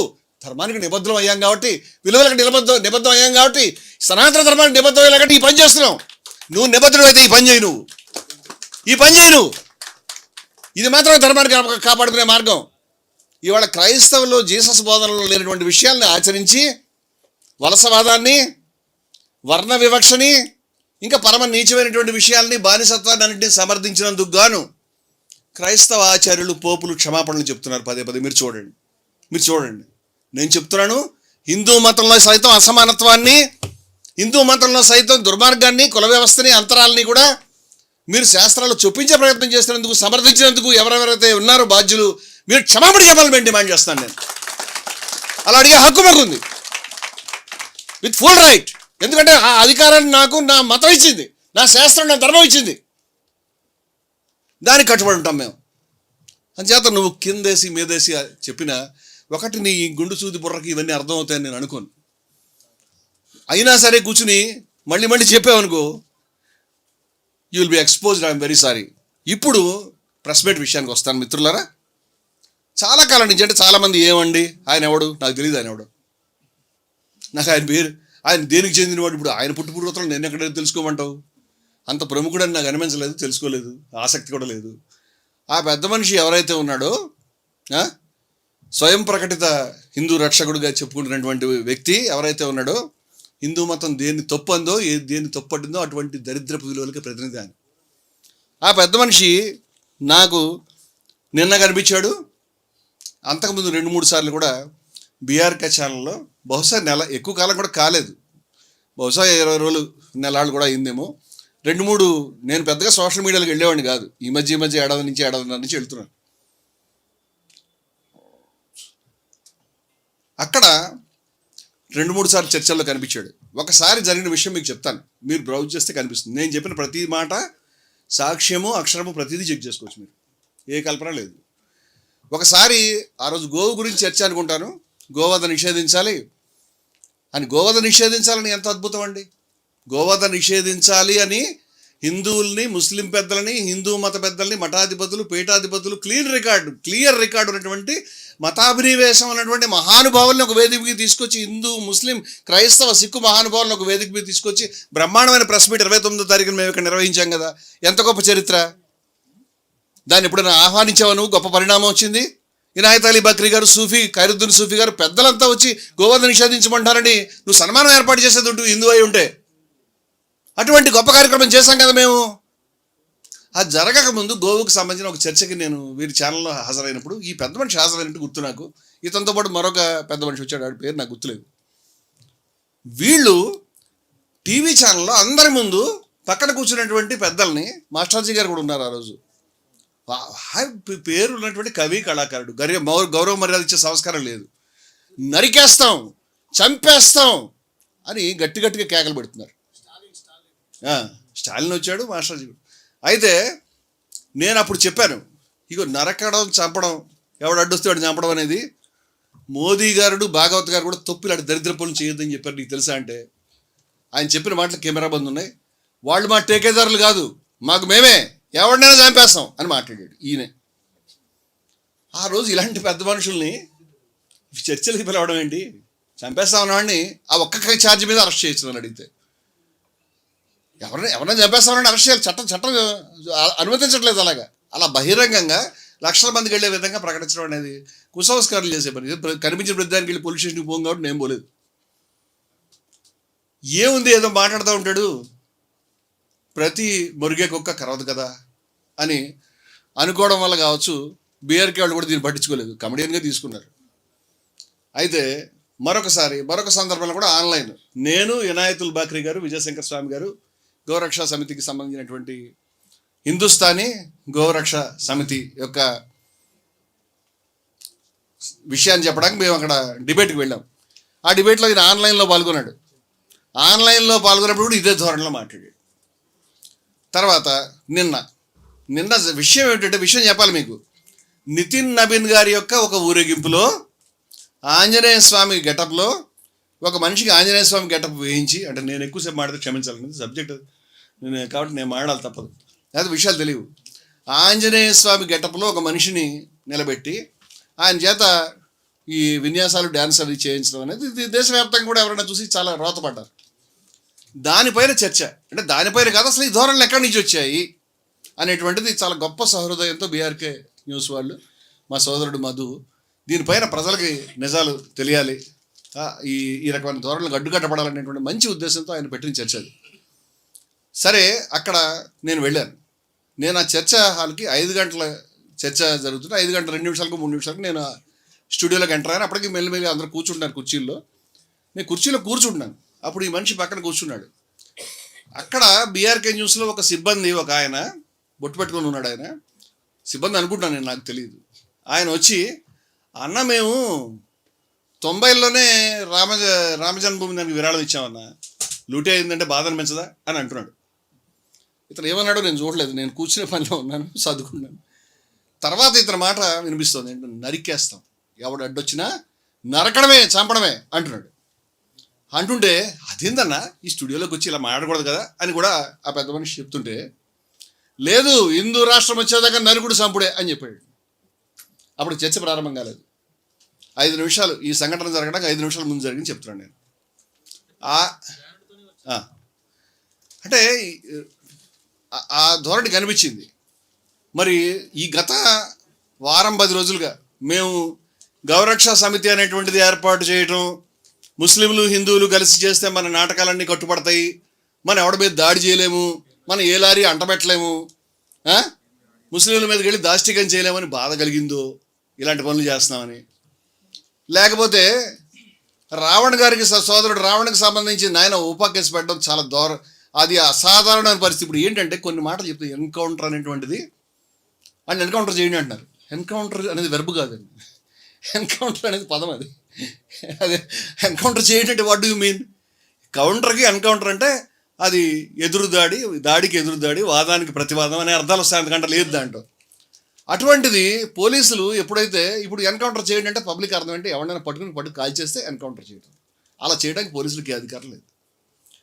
సో క్రమంగా మెల్లమెల్లగా ఈ కవులు, కళాకారులు, పెద్దవాళ్ళు ఏది ప్రశ్నిస్తున్నాం మేము అనేవాళ్ళు కూడా ఈ ధోరణిలో గడిపారు. ఎవరో ఒక ఆయన పాట చూశాను నేను, ఎన్కౌంటర్ చేయండి మేమంతా మద్దతు ఇస్తామండి అని ఒక పాట పాడాడు ఒక ఆయన. మళ్ళీ నక్సలైట్ డ్రెస్లు వేసుకుని పాడాడు. ఎవరిని ఎన్కౌంటర్ చేయాలంటే ఎవరెవరిని చేయాలంట. అంటే ఎన్కౌంటర్ చేయడం అనేది ఒక వెర్బ్ కింద వచ్చింది. ఎవరైనా నేరం జరిగింది అంటే ఎన్కౌంటర్ చేయండి, ఆ దుర్మార్గం అర్జెంట్ కానీ బ్యానర్స్ ప్లకార్డులు పట్టుకుంటున్నారు. అంటే ఎన్కౌంటర్ చేయడానికి అడిగి అధికారం లేదు కదా. అండ్ అరెస్ట్ చేయమని చెప్పాలి, శిక్షించమని చెప్పాలంటే వీ హ్యావ్ లాస్ట్. క్రమక్రమంగా మన ధోరణి మారిపోయింది. నా భయం ఏంటంటే ఉపా కూడా అలా తయారవుతుందని. ఉపాకి దాని వెనకాలన్నటువంటి చట్టాలు పోటాను, యస్మాను, నాసాను, టాడాను 100 చట్టాలు ఉన్నాయి. ఒకదాని తర్వాత ఒకటి, ఇది పోయిన తర్వాత అది పోయిన తర్వాత ఇది వరుసగా పెట్టుకుంటూ వచ్చారు. ఇప్పుడు మొట్టమొదటిసారి ఉపా అనేటువంటిది చట్టం న్యాయ విరుద్ధం, ధర్మ విరుద్ధం, అది ఏమాత్రం అంగీకరించలేని చట్టం అని ఎందుకు చెప్తున్నానంటే మా చంద్రకుమార్ గారు, జస్టిస్ గారు ఇక్కడే ఉన్నారు, వారి సమక్షంలో చెప్పడం అంటే పెద్ద విషయమే. కానీ న్యాయ వ్యవస్థ యొక్క సూత్రం ఏమిటంటే ఒక నిర్దోషి అనేటువంటి వాడికి శిక్ష పడకూడదు, 1000 మంది దోషులు తప్పించుకున్నా అని. అంతేకాకుండా నిన్ను అరెస్ట్ చేస్తే నువ్వు దోషివని నేను ప్రూవ్ చేయాలి, ప్రాసిక్యూషన్ ప్రూవ్ చేయాలి. ఇది రివర్స్ కేసు. ఇదేంటంటే 1000 మంది నిర్దోషులు బలైపోయినా పర్వాలేదని ఏమని పెట్టిన చట్టం ఇది. అంతేకాకుండా నువ్వు నిర్దోషం నువ్వు ప్రూవ్ చేసుకోవాలి. మేము నిన్ను జైల్లో పెడతాం అంతే, నీకు బెయిల్ ఇవ్వం. నువ్వు బెయిల్ అనేటువంటిది రూలు, అది జైల్లో పెట్టడం అనేటువంటిది, అది రిమాండ్కి పంపించడం అనేది అది చాలా రేర్ ఎక్సెప్షన్లో చేయాలనేది కూడా న్యాయ వ్యవస్థలో ఉన్నది. కానీ అది కూడా దీని విరుద్ధం. జడ్జి గారి చేతిలో ఏమి ఉండదు ఆ సెక్షన్ పెట్టాక. ఎందుకు పెట్టారు? ఏదో అసాధారణమైన తిరుగుబాటు వచ్చిందండి ఎదుర్కోవడానికి పెట్టామని. దేశంలో 100 మంది బాధితులుగా ఉన్నారు. వాళ్ళంతా మావోయిస్టులు కాదు, వాళ్ళంతా ఆ పర్టికులర్ మావోయిస్ట్ ఐడియాలజీని సబ్స్క్రైబ్ చేసిన వాళ్ళు కాదు. స్టాన్ స్వామి లాంటి మహానుభావుడిని మనం కోల్పోయాం. ఓ ముసలాయన్ని ఆయన జైల్లో పెట్టి చంపడం తప్పది మార్గం లేదా? నేను మంచినీళ్ళు తాగలేనాయా, నాకు కొంచెం స్ట్రా ఇప్పించడానికి ఆయన విజ్ఞప్తులు పెట్టుకోవాల్సిన దౌర్భాగ్యం. అంత బాధలు పెట్టి శత్రువుని కూడా మర్యాదగా చూసుకోవాలి, యుద్ధ ఖైదీని కూడా మర్యాదగా చూసుకోవాలి కదా. అంత బాధ పెట్టారు. ఆయన చచ్చిపోయాడు, ప్రపంచం అంతా చీ అన్నారు. సుధా భరద్వాజ్ ఆయన మావోయిస్టా, ప్రజా హక్కుల కార్యకర్త, ఆవిడ లేదా? అలాగే సాయిబాబా గారిని విడుదల చేసిన తర్వాత ఆయన చనిపోయాడు. నేను మెమరీ నుంచి మాట్లాడుతున్నాను. ఎందుకు విడుదల చేశారు? నిర్దోషని. కానీ ఆయన జైల్లో అనుభవించిన వేదనకి మనిషి కాలు చేయి కదపలేనని ఇది తప్పితే వేరే దారి లేదా? ఇలా అనేక మందిని కనిపించడం మీద ఉపయోగపడ్డాం. ఇప్పుడు ఈ ధోరణి మొట్టమొదటిసారిగా ఒక యూట్యూబర్ మీదకి వచ్చారు. చాలామంది ఆయన రాముడిని తిట్టాడు, ఆయన అమ్మాయిలతో ఉన్నాడు, ఆయన చాలా చెప్తున్నారు. ఒరే నాయన ఆ సెక్షన్లో పెట్టరాదు, నువ్వు పెట్టినటువంటి మార్ఫింగ్ లేదు అది పెట్టు. పవన్ కళ్యాణ్ తిట్టాడు, నోట్లో అన్నాడు, నోట్లో అంటే నోట్లో పెట్టి సెక్షన్ పెట్టరాదు. ఉప కాదు, ఉప ఎందుకు పెడతావు? బుద్ధి లేదు, అర్థం కాదా నీకు? ఆ సెక్షనే పెట్టు, నేను పెట్టొద్దానన్నా.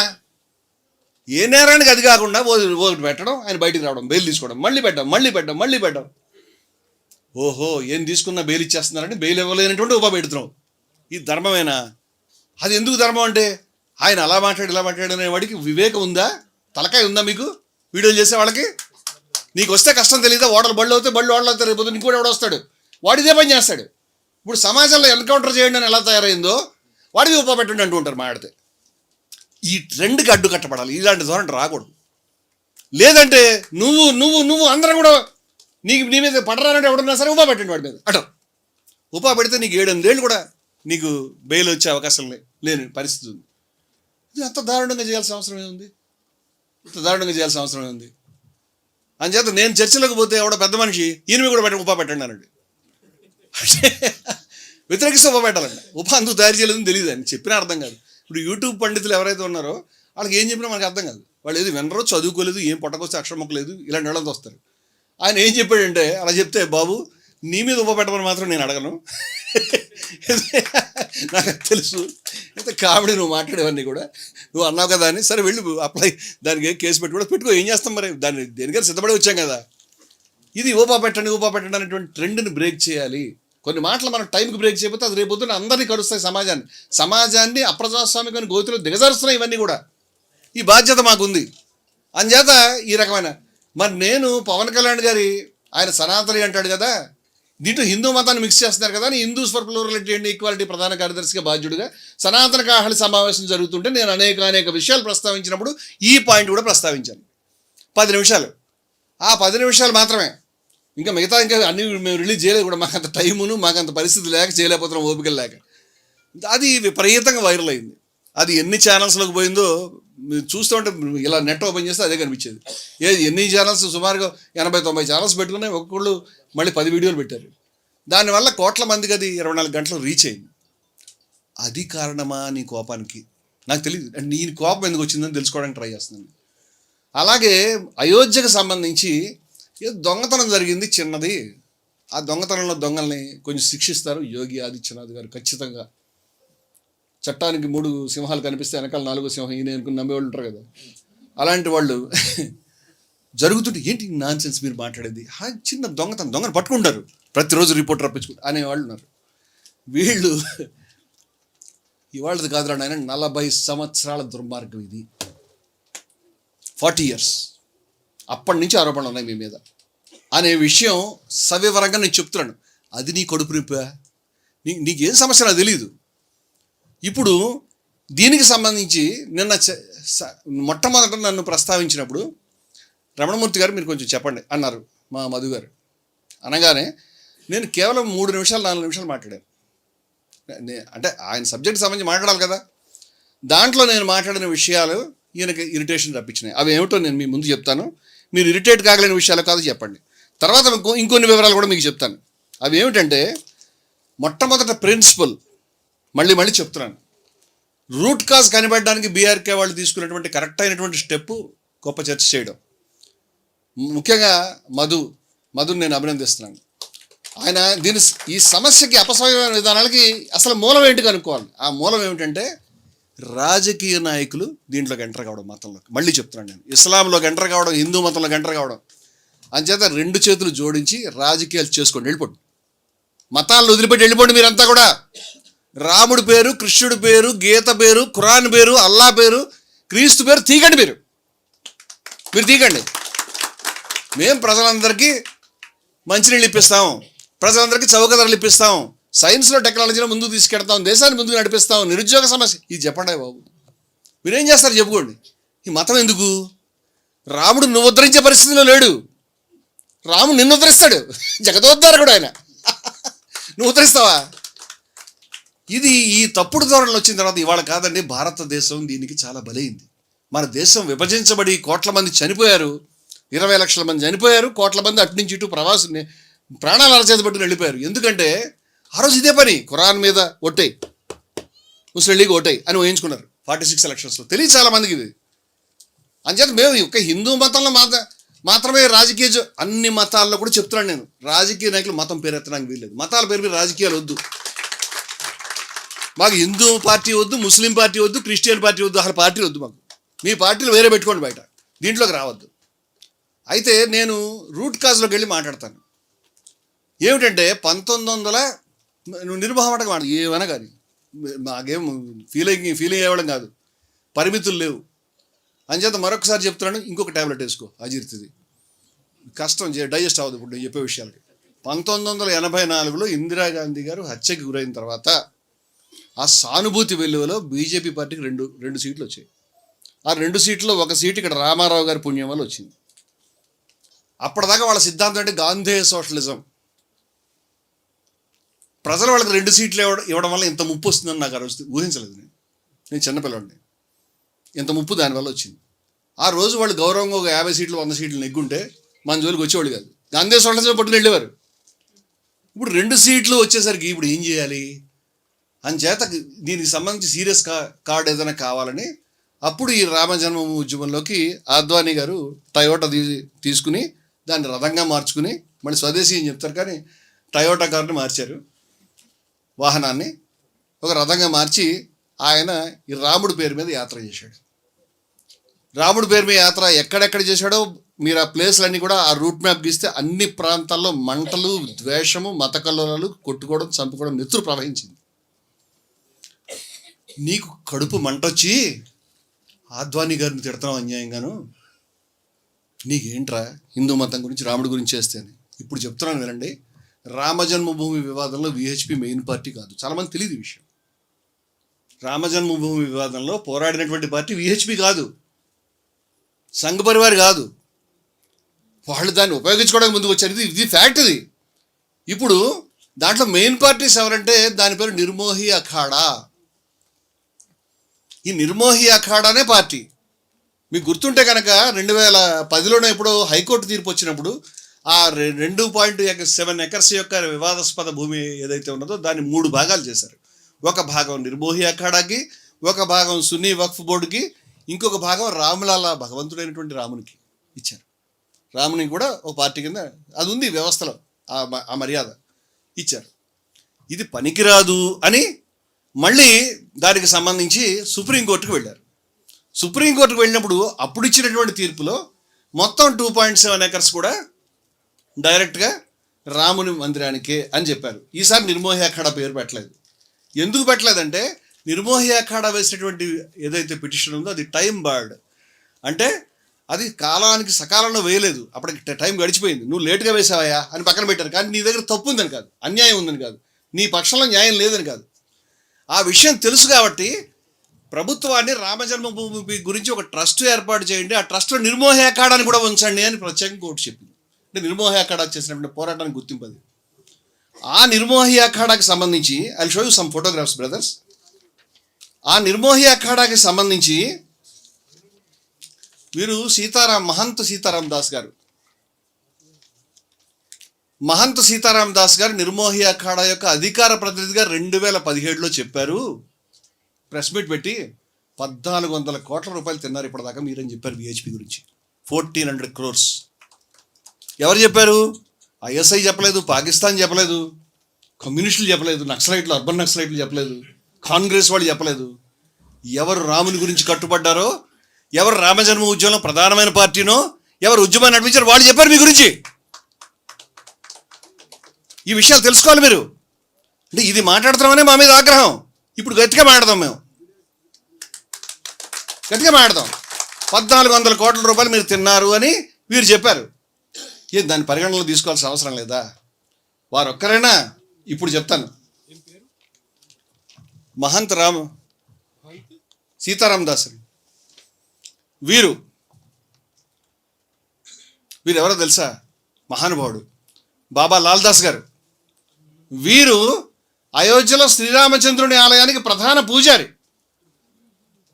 అయోధ్యలో శ్రీరామచంద్రుని ఆలయానికి వీరు ప్రధానమైనటువంటి పూజారి. వీరిని నియమించింది 1980లో కోర్టు నియమించింది. ఆ రోజు అక్కడ ఇటువంటి వాతావరణం లేదు. మీకు ఆశ్చర్యమైన విషయం చెప్తాను. అయోధ్య అనేది ఈ మత ఉద్రిక్తతలకి నిలయమైనటువంటి ప్రదేశం కాదు. హిందువులు ముస్లింల యొక్క సౌభ్రాతృత్వం నిజంగా విలసిల్లే ప్రాంతం అది. ఇద్దరు కలిసి ఉండేవారు. ఇంకా షాకింగ్ విషయం ఏమిటంటే 1949లో బాబ్రీ మసీదులోకి విగ్రహాలను తీసుకెళ్ళి పెట్టినప్పుడు, అక్కడ లేదా రాముడు ఆవిర్భవించాడని చెప్పినప్పుడు అక్కడి నుంచి ఆ రోజు నుంచి పూజలు జరుగుతున్నాయి. ఈ పూజల్ని ఏ ఒక్క ముస్లిం ఎప్పుడు అడ్డుకోలేదు, ఎవరు ధర్నా చేయలేదు. పూజలు ఆపేమని ఎవడు చెప్పలే, ఆ పూజలు జరిగినాయి. ఇప్పుడు 1980లో వీరిని ప్రధాన పూజారిగా కోర్టు నియమించిందండి. అక్కడ అయోధ్యలో చాలా ఆలయాలు ఉన్నాయి. ఎన్ని ఉన్నాయంటే 8,500,000 అని చెప్తారు.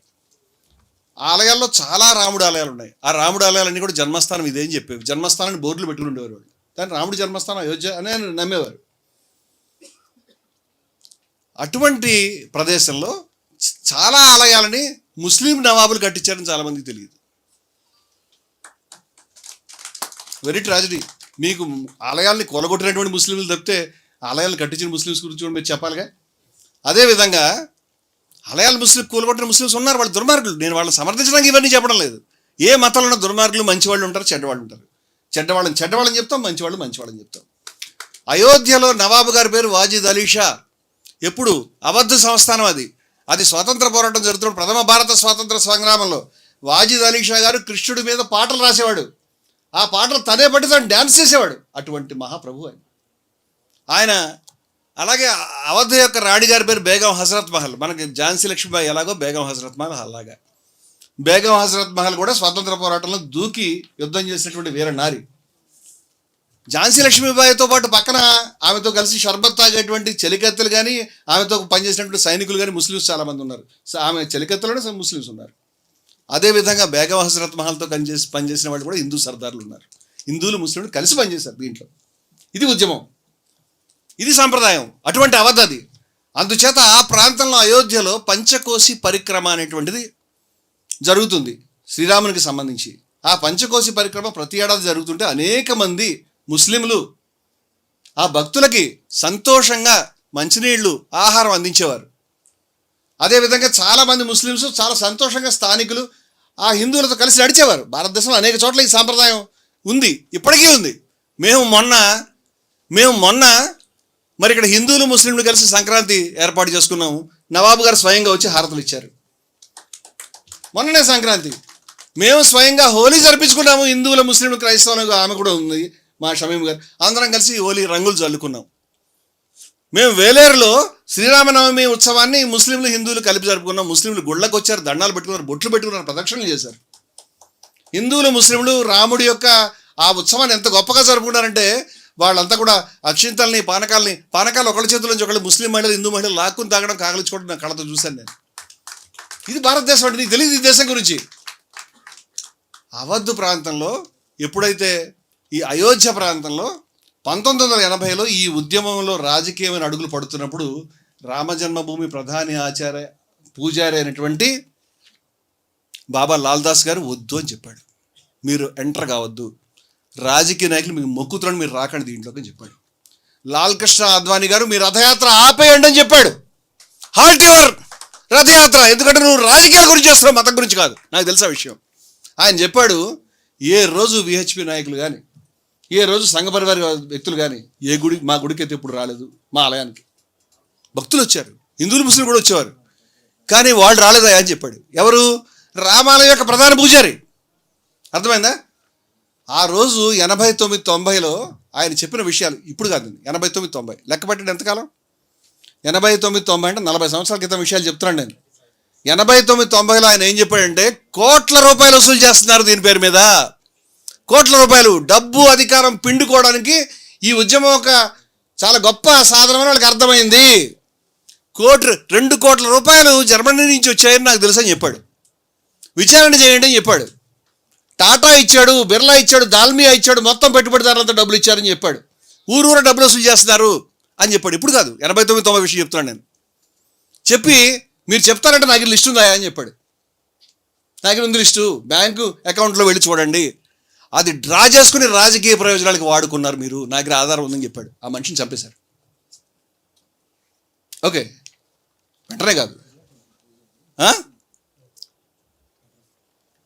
అందువల్ల రామాలయ ప్రధాన పూజారి వారు ఒక విషయం చెప్పారు. ఇక్కడ అనేక మందిరాలు ఉన్నాయి, ముస్లింలు హిందువులు కలిసి ఉంటాం మేము, వీళ్ళకి అడ్డొచ్చినటువంటి ప్రతి ఒక్క వ్యవస్థని వీళ్ళు కొట్టి చంపేస్తున్నారు.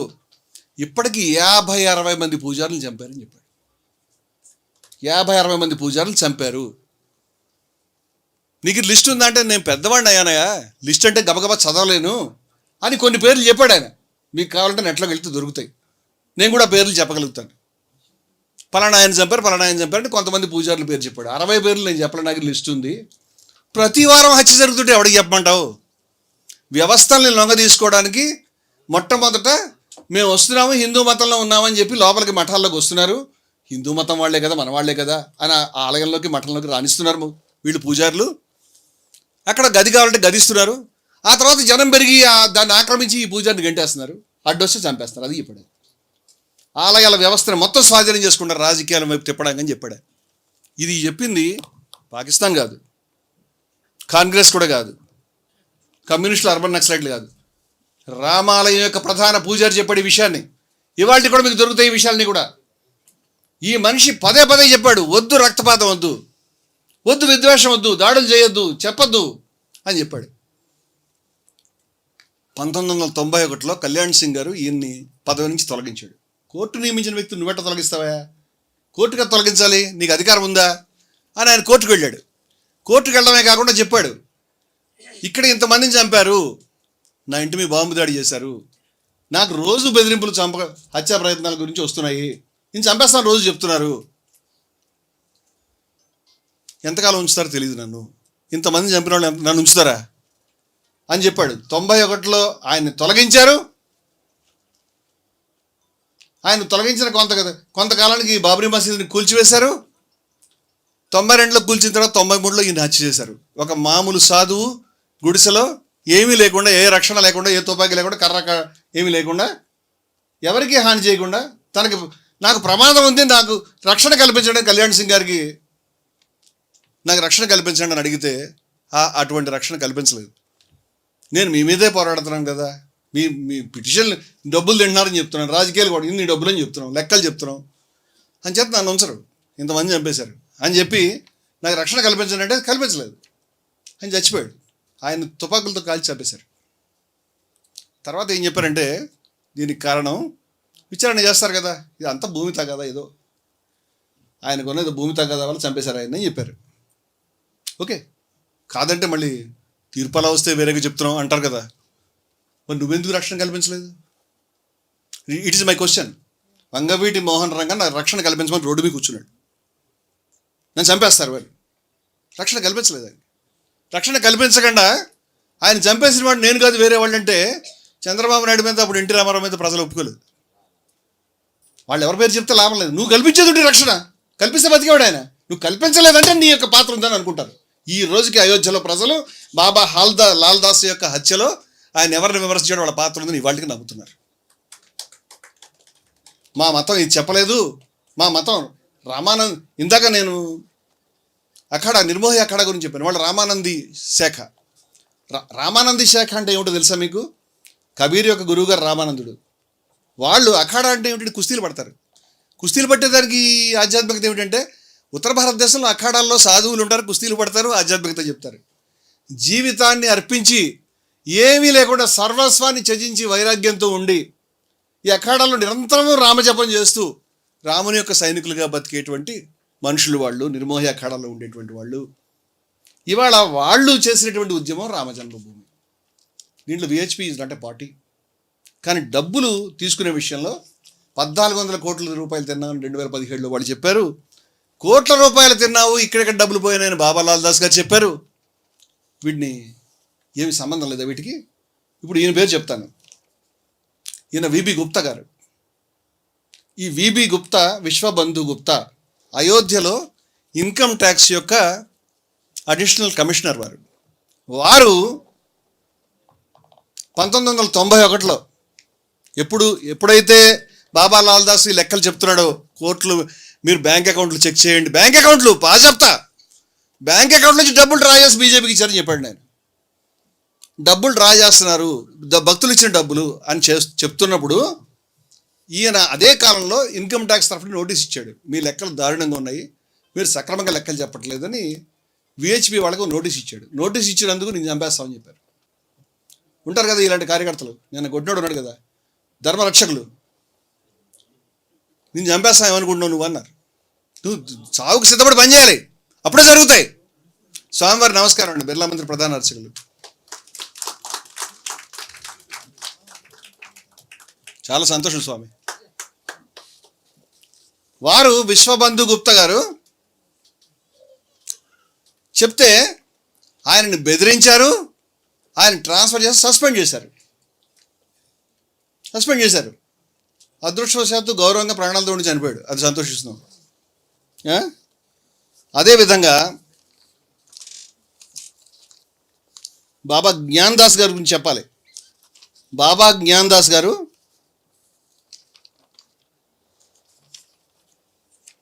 హనుమాన్ గడి యొక్క మహంత్ వారు. ఇవన్నీ చిన్నవి కాదండి. నిర్మోహి అఖాడా చేతిలో కొన్ని వందల ఆలయాలు ఉన్నాయి.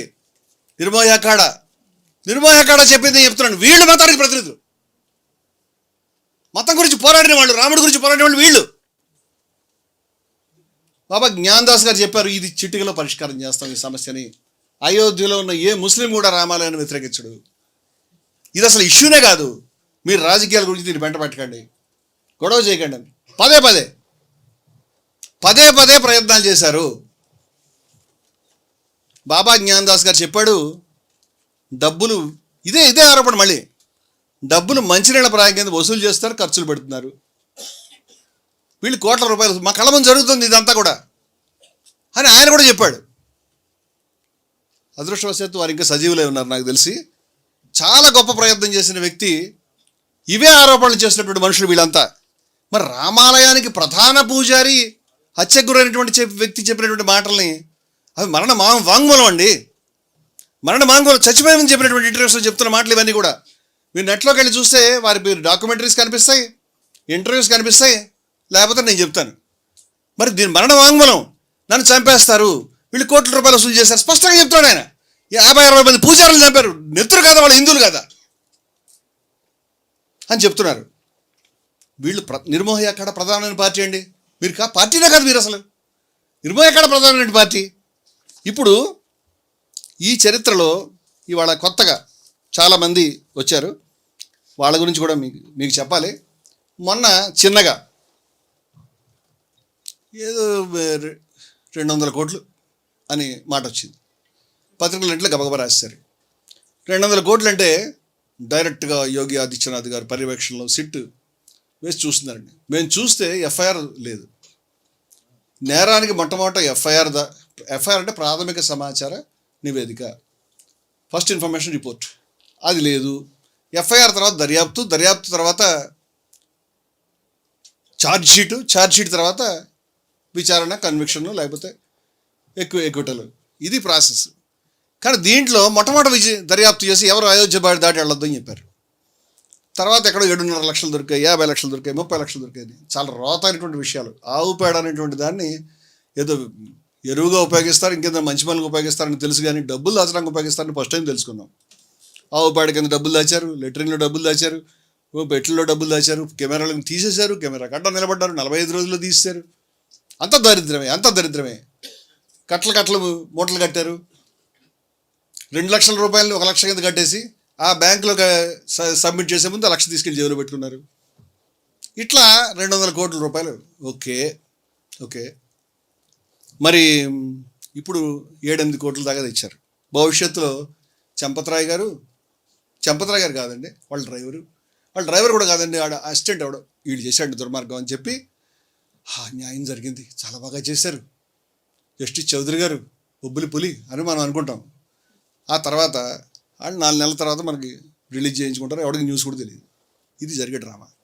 నేను అడుగుతున్నాను, 40 సంవత్సరాల నుంచి దీనిపైన ఇంత నెత్తురు ప్రవహించింది కదా, ఇంతమంది హిందూ ప్రముఖులు పూజారులు కూడా చనిపోయారు కదా, వాళ్ళు చేసిన ఆరోపణల గురించి మీరు దర్యాప్తు చేయలేదు. వాటికి కూడా నిర్మోహి అక్కడ 1400 కోట్ల రూపాయలు నువ్వు తిన్నామని మరి సీతారామదాస్ గారు వాళ్ళ అఖాడా తరఫున ప్రకటన చేశారు కదా 2017లో.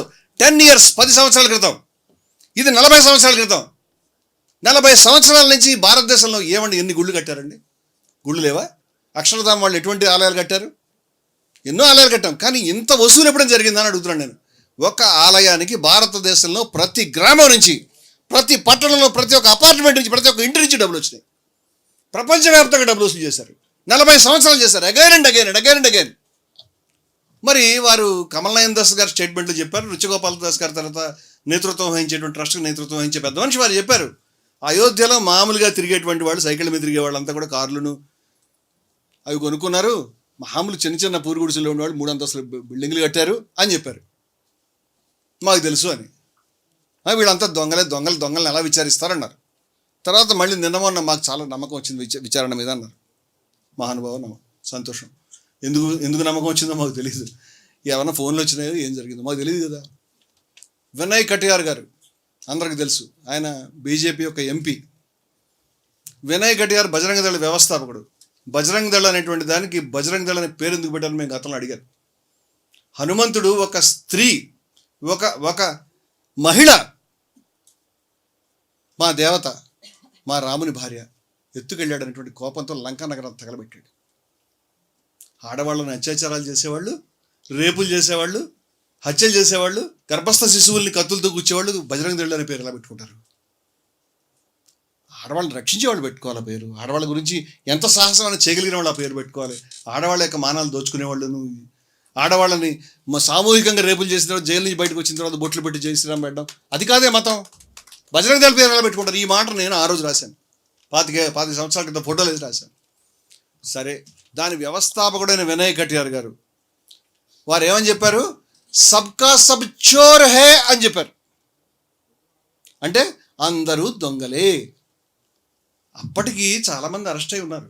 పెద్దలు చెంపతరాయ్ గారు కూడా దాంట్లో ఉన్నారు, విహెచ్పి యొక్క జాతీయ ఉపాధ్యక్షులు. సబ్ అంటే ఎవరు? ఈ సబ్లు ఎవరెవరు ఉన్నారు చెప్పాలి. ఆయన ఏమని చెప్పండి, నేను మొన్న మోదీ గారిని కలిశాను, మేమిద్దరం మాట్లాడుకున్నాం అని చెప్పాడు. మోదీ గారు నేను ఎప్పుడు కలిసినా ఇట్ బికమ్స్ ఎ న్యూస్. ఆయన వెళ్ళడం బయటికి రావడం అయి ఉండాలి, కానీ కాలేదు. మామూలుగా చాలా కాలం తర్వాత చెప్తున్నాడు ఆయన. కలిశారు, ఇప్పుడు ఏమవుతుంది అని మోదీ గారు అడిగారట. నాకు అర్థం కాలేదు. ఇప్పుడు ఏమవుతుందంటే ఏంటి, మన గవర్నమెంట్ మళ్ళీ నెగ్గుతామా అనా, లేకపోతే ఏం జరుగుతుందనా, లేకపోతే ధర్మం నిలబడి దేని గురించో ఏం కాదు అని ఈయన చెప్పాడట. అది వార్త. బ్రిజ్ భూషణ్ శరణ్ సింగ్ అనే పేరు మీరు తెగ వినుంటారు వార్తల్లో. 6 సార్లు బీజేపీ ఎంపీ ఆయన. ఆడవాళ్ళు దేశానికి పథకాలను తీసుకొచ్చినటువంటి సాక్షి మాలిక్, ఫోగట్ అలాంటి రెజ్లర్స్ ఢిల్లీలో కూర్చొని ఉద్యమాలు చేశారు. మమ్మల్ని లైంగికంగా అబ్యూజ్ చేశాడు ఈ దుర్మార్గుడని. ఒక ఆరోపణ వస్తే పక్కన పెట్టడం మర్యాద, శిక్షించమని అంటే కనీసం ఆ పొజిషన్ తప్పించలేదు. ఆయన కాపలా కాసుకున్నారు. 6 సార్లు ఎంపీ. దేశంలో ఎంత పెద్ద ఉద్యమం, ఎంత ప్రపంచం అంతా కూడా తిరగబడి ఇచ్చి నువ్వు చేసిన దారుణం అని అన్నప్పుడు ఏమీ సిగ్గు లేకుండా కుర్చీలో కూర్చుని లెక్క లేకుండా ఆయన ఉన్నాడు. ఆయన వెనకాల అధికార యంత్రాంగం ఉంది. ఆ మనిషి ఇప్పుడు చెప్తున్నాడు, నాకు తెలుసు మొత్తం ఏం జరిగిందో. దీంట్లో ఎంతమంది పెద్దవాళ్ళు ఉన్నారంటే చెప్పాలంటే నాకే భయం వేస్తుంది. అంచేత మేము నోరు విప్పడానికి సాహసించట్లేదు, ఏదైనా టైంలో చెప్తాను అనండి. ఇదని స్టేట్మెంట్ అండి. మీరు అడిగితే చూపిస్తాను, ఏం వర్రీ కావద్దు. నేను నోటుకొచ్చాను మాట్లాడలే, స్టేట్మెంటే చెప్తున్నాను. నేను అడుగుతున్నాను, ఆల్రెడీ వచ్చిన తర్వాత బ్రిజ్భూషణ్ శరణ్ గారు నోరు విప్పి చెప్పలేనంత పెద్ద వ్యక్తులు ఎవరు అని. ఎవరండి? వాళ్ళైతే అరెస్ట్ అయ్యారండి. చంపతరాయ్ గారు రిజిగ్నేషన్ చేశారు, ట్రస్ట్ దిగిపోయింది. వాళ్ళని చూసి బ్రిజ్భూషణ్ గారు చాలామంది పెద్దవాళ్ళు ఆయన అయితే అండం. ఆయనని బాగా పెద్దవాళ్ళు అనేవాళ్ళు ఎక్కడున్నారు? లక్నోలో ఉన్నారా, ఢిల్లీలో ఉన్నారా, నాగపూర్లో ఉన్నారా? ఎవరు వాళ్ళు? ఎవరు దీనికి సూత్రధారులు? ఎప్పటి నుంచి నడిపిస్తున్నారు? నువ్వు చెప్పదలుచుకున్న నిజాలేంటి? ఇది జరుగుతున్న విషయాలు. ఇవాళ నేను అడుగుతున్నాను, 40 సంవత్సరాల నుంచి చాలా credible evidence that you have misappropriated funds, you have looted. ప్రజల యొక్క నమ్మకాన్ని, ప్రేమని ఇన్ని కోట్ల మంది ప్రతి ఊర్లో కూడా ఇటకల్ని పూజించిన తర్వాత ఇటకలే కాదండి, దాంతో దక్షిణ కూడా ఇచ్చావు, డబ్బులు ఇచ్చారు ప్రతి చోట్ల. నాకు తెలిసి ఇవ్వనాడు ఎవడు లేడు. నేను బీఆర్కే న్యూస్లోకి వెళ్తే ఆయన అడుగుతున్నాడు, అయ్యా నేను 20 ఏళ్ల క్రితం ఇచ్చాను, చాలా దారుణం కదా అని చెప్తున్నాడు ఆయన. దానిపైన న్యాయ విచారణ జరగాలని హిందువులు, ధార్మికులు, పెద్దలు, మతం పట్ల గౌరవం ఉన్న వాళ్ళు కోరుకుంటారా? లేకపోతే అలా మాట్లాడిన వాళ్ళని కొట్టాలని కోరుకుంటారా? ఇప్పుడు నేనేం చెప్తున్నానంటే, మీరు ఈ ఉద్యమం పేరు మీద నడిపించినటువంటి నాటకం మొత్తం రాజకీయ ప్రయోజనాల గురించి చేశారు. స్పష్టంగా చెప్తాను నేను. ప్రతి ఒక్క అడుగు, ప్రతి ఒక్క స్టెప్ వెనకాల ఏ ఒక్క రాజకీయ పార్టీ గురించి చెప్పట్లేదు నేను. మీరు శిలాన్యాసం చేస్తామని చెప్తే, అక్కడ ఫౌండేషన్ వేస్తామని కోర్టు తీర్పు తర్వాత చెప్పినప్పుడు మీరు ఆ పని చెయ్యొద్దు అని నిర్మోహి అఖాడా తరఫున సీతారాం దాస్ గారు ప్రకటించారు. Nirmohi akhara, as I told you, it's a main party.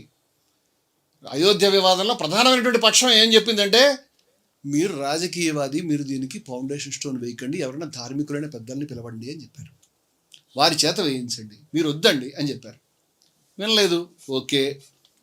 2024లో నేను మొన్న ఒక డిబేట్లో ఉన్నప్పుడు ఒక బీజేపీ నాయకులు ఏంటండి ఆలయం గురించి ఇంత గొడవ చేస్తారు, అది ఇంకా కంప్లీట్ అవ్వలేదండి నిర్మాణం అన్నారు.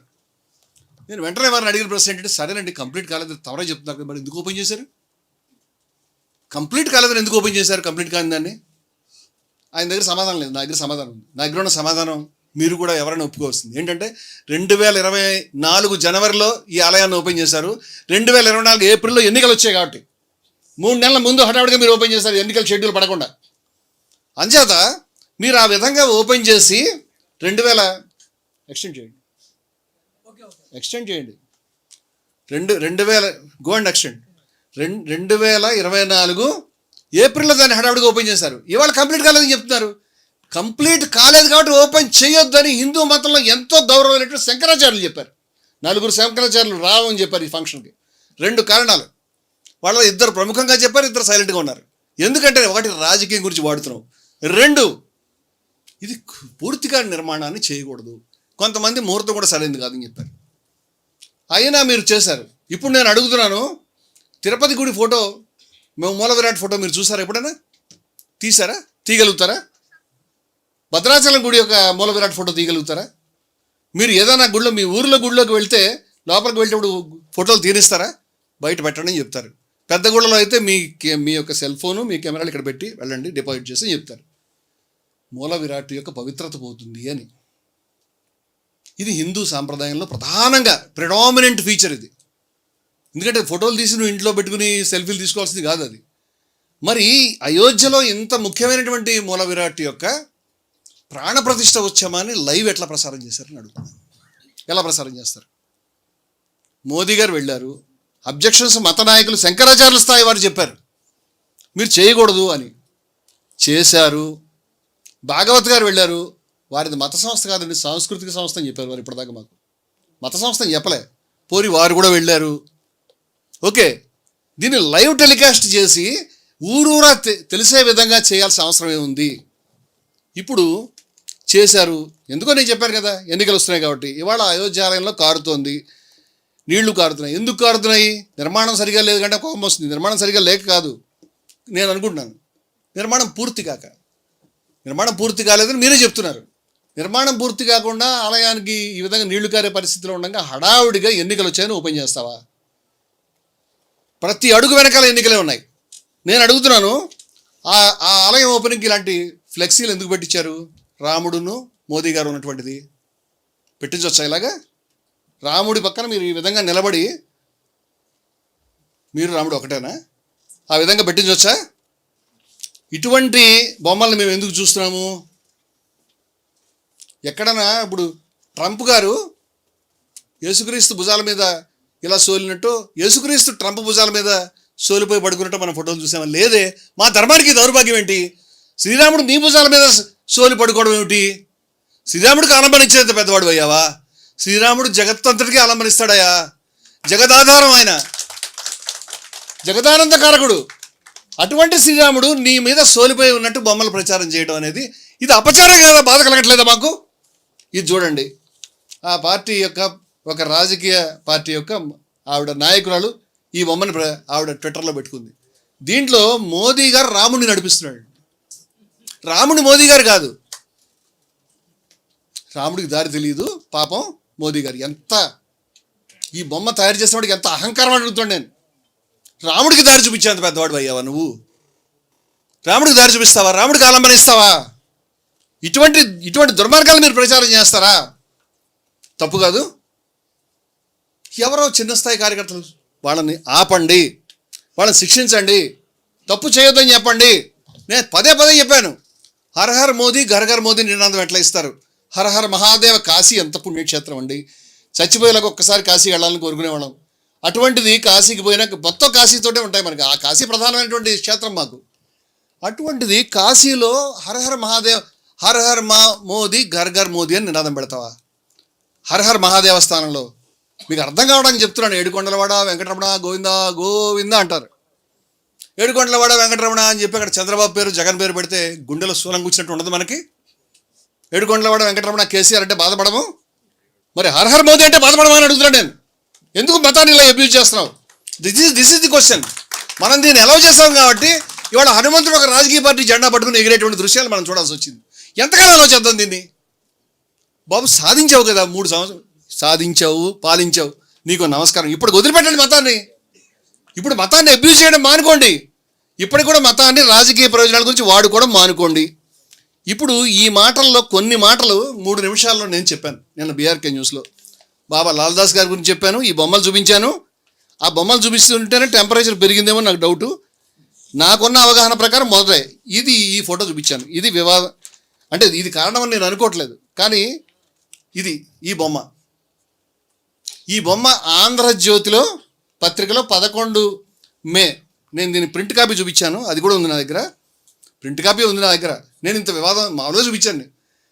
దీంట్లో శ్రీకృష్ణుని యొక్క విశ్వరూప చిత్రం ఉన్నది. అర్జునుడికి శ్రీకృష్ణుడు విశ్వరూపాన్ని చూపుతాడు, విశ్వమంతా తనలోనే ఉంది అని. అటువంటి అద్భుత దృశ్యంలో మరి ఆ మహాదృశ్యాన్ని ఎవరు బొమ్మలు వేయగలుగుతారు? ఆ మహాదృశ్యాన్ని ఎవరు రాయగలుగుతారు?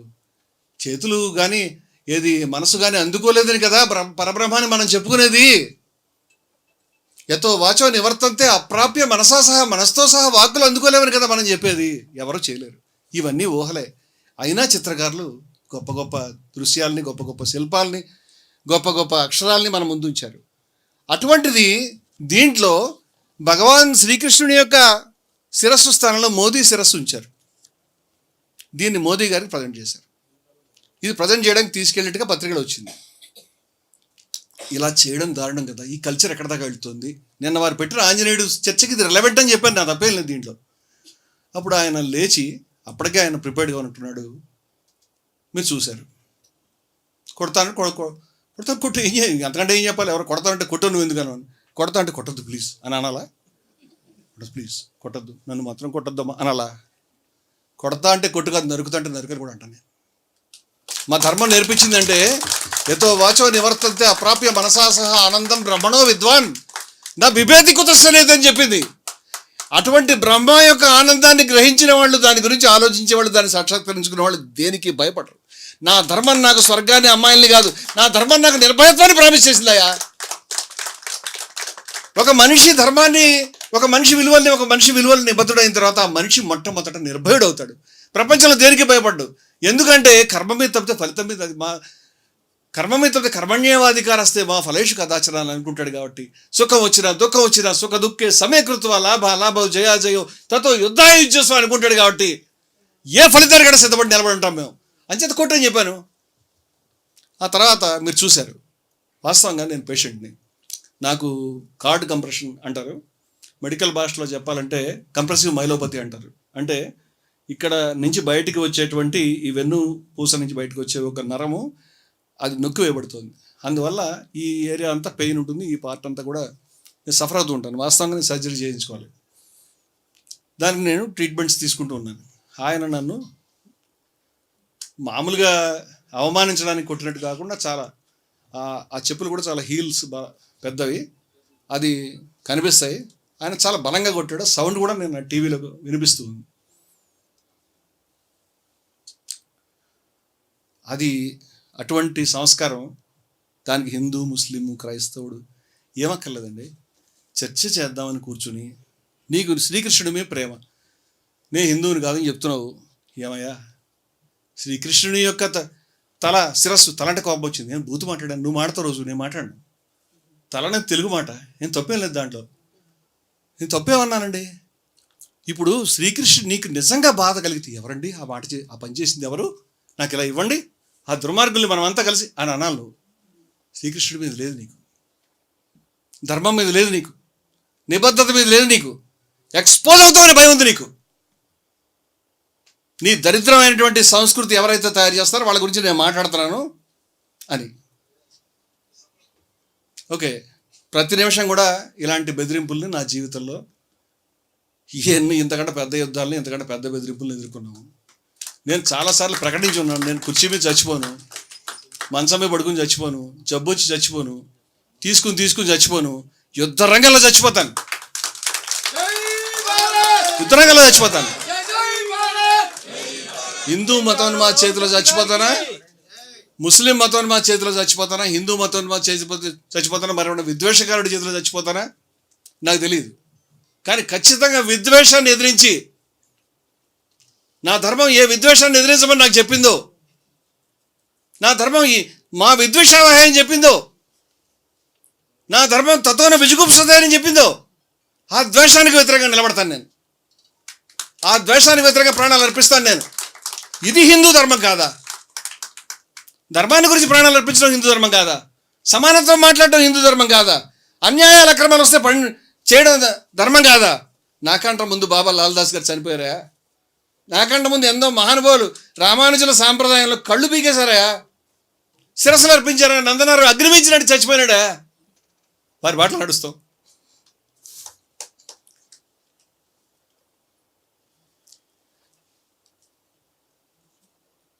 ఆ మహనీయుల బాటలో నడుస్తాం. ఎవరం వెనుకంజ వేసేవాళ్ళం లేవు. ఎవడు ఎక్కువ ఎవడు తక్కువ చూడం. అవతల ఎవరున్నారు యువతలు ఎవరున్నారు చూడం. అటు 13 అక్షోహిణులు 16 అక్షోహిణులు ఇటు 5 అక్షోహిణులు కదా అని కంగారు పడం. కౌరవులు కౌరవులే, పాండవులు పాండవులే, రాముడు రాముడే, రావణాసుడు రావణాసుడే. ధర్మం ధర్మమే, అధర్మం అధర్మమే. ఎవరున్నారండి రాముడితో పాటు? ఎవరున్నారు? ఒక మహాసామ్రాజ్యం అండి. మొత్తం అందరినీ, మొత్తం దేవతల్ని అందరినీ జయించి పారేశాడు ఆయన. ప్రాధేయపడ్డా, సాగిలపడ్డా, వద్దు నాకెందుకు, ఇద్దరితో కలిసి ఏం చేస్తాను, ఈ కోతులు ఏం చేస్తాయి అని అనుకున్నాడా? ఒక మహా సామ్రాజ్యాన్ని ధిక్కరించాడే. ఆ శ్రీరామచంద్రుడి సాహసం ఆదర్శం మాకు. ఎలా జీవించాలో మీరు ఎలా వాడుకోవాలో నేర్చుకున్నారు. మేము రామచంద్రుడి అడుగులో ఎలా జీవించాలో నేర్చుకుంటాం. మీరు ఎలా వాడుకోవాలో నేర్చుకున్నారు. ఆ కృష్ణుని బోధనలు ఎలా అనుసరించాలో నేర్చుకుంటాం మేము. ఇది హిందూ ధర్మం. ఇది హిందూ ధర్మం. మిత్రులారా, నేను రాత్రి 2:30 దాకా కూడా నేను పాత్రికేయులతోటి ఇంటర్వ్యూలు ఇచ్చి మాట్లాడాను. ఇవాళ ఉదయం నుంచి కూడా ఫోన్లు మాట్లాడుతూనే ఉన్నాను. 2 తెలుగు రాష్ట్రాల్లో, బయట కూడా, అమెరికాలో కూడా మా ప్రసాద్ గారు ఖండించారు. ఎంతమంది ఖండిస్తున్నారో, ఎంతమంది నిలబడున్నారో, ఎంతమంది మాట్లాడుతున్నారో, ఎంతమంది కన్నీళ్లు పెట్టుకుంటున్నారో, ఎంతమంది ఆవేదన వ్యక్తం చేశారో వారందరికీ కూడా శిరస్సు వంచి నమస్కరిస్తున్నారు. మనం మీ ధర్మం మీరు నెరవేరుస్తున్నారు, నా ధర్మం నేను నెరవేరుస్తున్నాను. ఎవరికి కృతజ్ఞులు అనేది చిన్న మాట అది. ఎందుకంటే మన ధర్మము ఆ విధంగా ధర్మం కాదంటే దీనికి అంత పెద్ద మాట ఎందుకండి? నాగరిక సమాజంలో మన ఇద్దరం మాట్లాడుకుంటానంటే నువ్వు వచ్చి కొడతానంటే అది ఏమి నాగరిక సమాజం? కూర్చోవడానికి వచ్చిన తర్వాత పట్టుకుని బాధేస్తానంటే నీకు నాగరిక ప్రపంచంలో ఉండడానికి అర్హత లేదు. ఎవరు విద్వేషం గురించి మాట్లాడుతున్నారో వాళ్ళకి వహీద్ గారు, కుల నిర్మూలన సంఘ అధ్యక్షులు, తెలంగాణ శ్యామ్ గారి పేరు ఇందాక చెప్పాను, స్కైలాబ్ బాబు సోదరుడు స్కైలాబ్ బాబు, జి రాములు గారు పెద్దలు, వారు వేదిక మీకు రావాలని కోరుతున్నాను. మిత్రులారా, నేను చాలా సుదీర్ఘమైన సమయం తీసుకున్నాను. నేను ఏది రిపీట్ ఉండడానికి ప్రయత్నం చేశాను. నేను ఉన్నది ఉన్నట్టుగా మీకు చెప్పడానికి ప్రయత్నం చేశాను. ఏది మా హృదయాలను కదుపుతున్నాయో, ఏ పెద్దలు ఈ ధర్మాన్ని గురించి తమ నెత్తురుని, తమ చెమటని, తమ సర్వస్వాన్ని ధారపోశారో అటువంటి మహనీయుల బాటలు నడుస్తూ మాకేం అక్కర్లేదండి. మేము ఏ రాజకీయ పార్టీని అనుకూలం కాదు, వ్యతిరేకంగా, మేము ఎవరికి వ్యతిరేకం కాదు. మేము మీ పార్టీకి వ్యతిరేకం కాదు మహానుభావ, మీ సంస్థకు కూడా వ్యతిరేకం కాదు. మేము పదే చెప్పాం ఈ విషయాల్ని. విద్వేషం ఏ రంగులో ఉన్నా, ఏ రూపంలో ఉన్నా, ఏ ఆకారంలో ఉన్నా మేము దాన్ని వ్యతిరేకిస్తాం. మేము ప్రాణాలు ఇవ్వడానికి సిద్ధపడతాం. ఇది ఒక ఘట్టం. ఈ పోరాటంలో ఇది ఒక ఘట్టం. ఈ పోరాటంలో ఇది ముగింపు కాదు, మొదలు కాదు. అందుచేత దీంట్లో భవిష్యత్తులో ఇంకా ఏమైనా జరగవచ్చు. మీరు ఏం చేస్తారు? మేము ఏదైనా చేస్తాం, కానీ నీకులా మాత్రం కొట్టం. నీకులా కనిపించిన వాళ్ళని చెప్పులు తీసుకుని కొట్టడం, లేకపోతే చంపేయడం, తుపాకుల్ని ఉపయోగించి చంపేయడం, అధికారం గురించి అంగలార్చిపోవడం, నా ఫోటో ఎలాగైనా రావాలి, నేను భవిష్యత్తులో ఎమ్మెల్యేలు కావాలి, ఎంపీలు కావాలి, ఆడు ఎవడో ఎమ్మెల్యే వెనకాల ఇక్కడ చెంగుబట్టుకు తిరగాలి, డబ్బులు సంపాదించుకోవాలి, ఇవి లేవు మాకు. మా ధర్మం ఏంది బోధించిందో అదే మా మనసులో ఉంది. ఆ ధర్మాన్ని గురించి మేము నిలబడతాం, పోరాడతాం.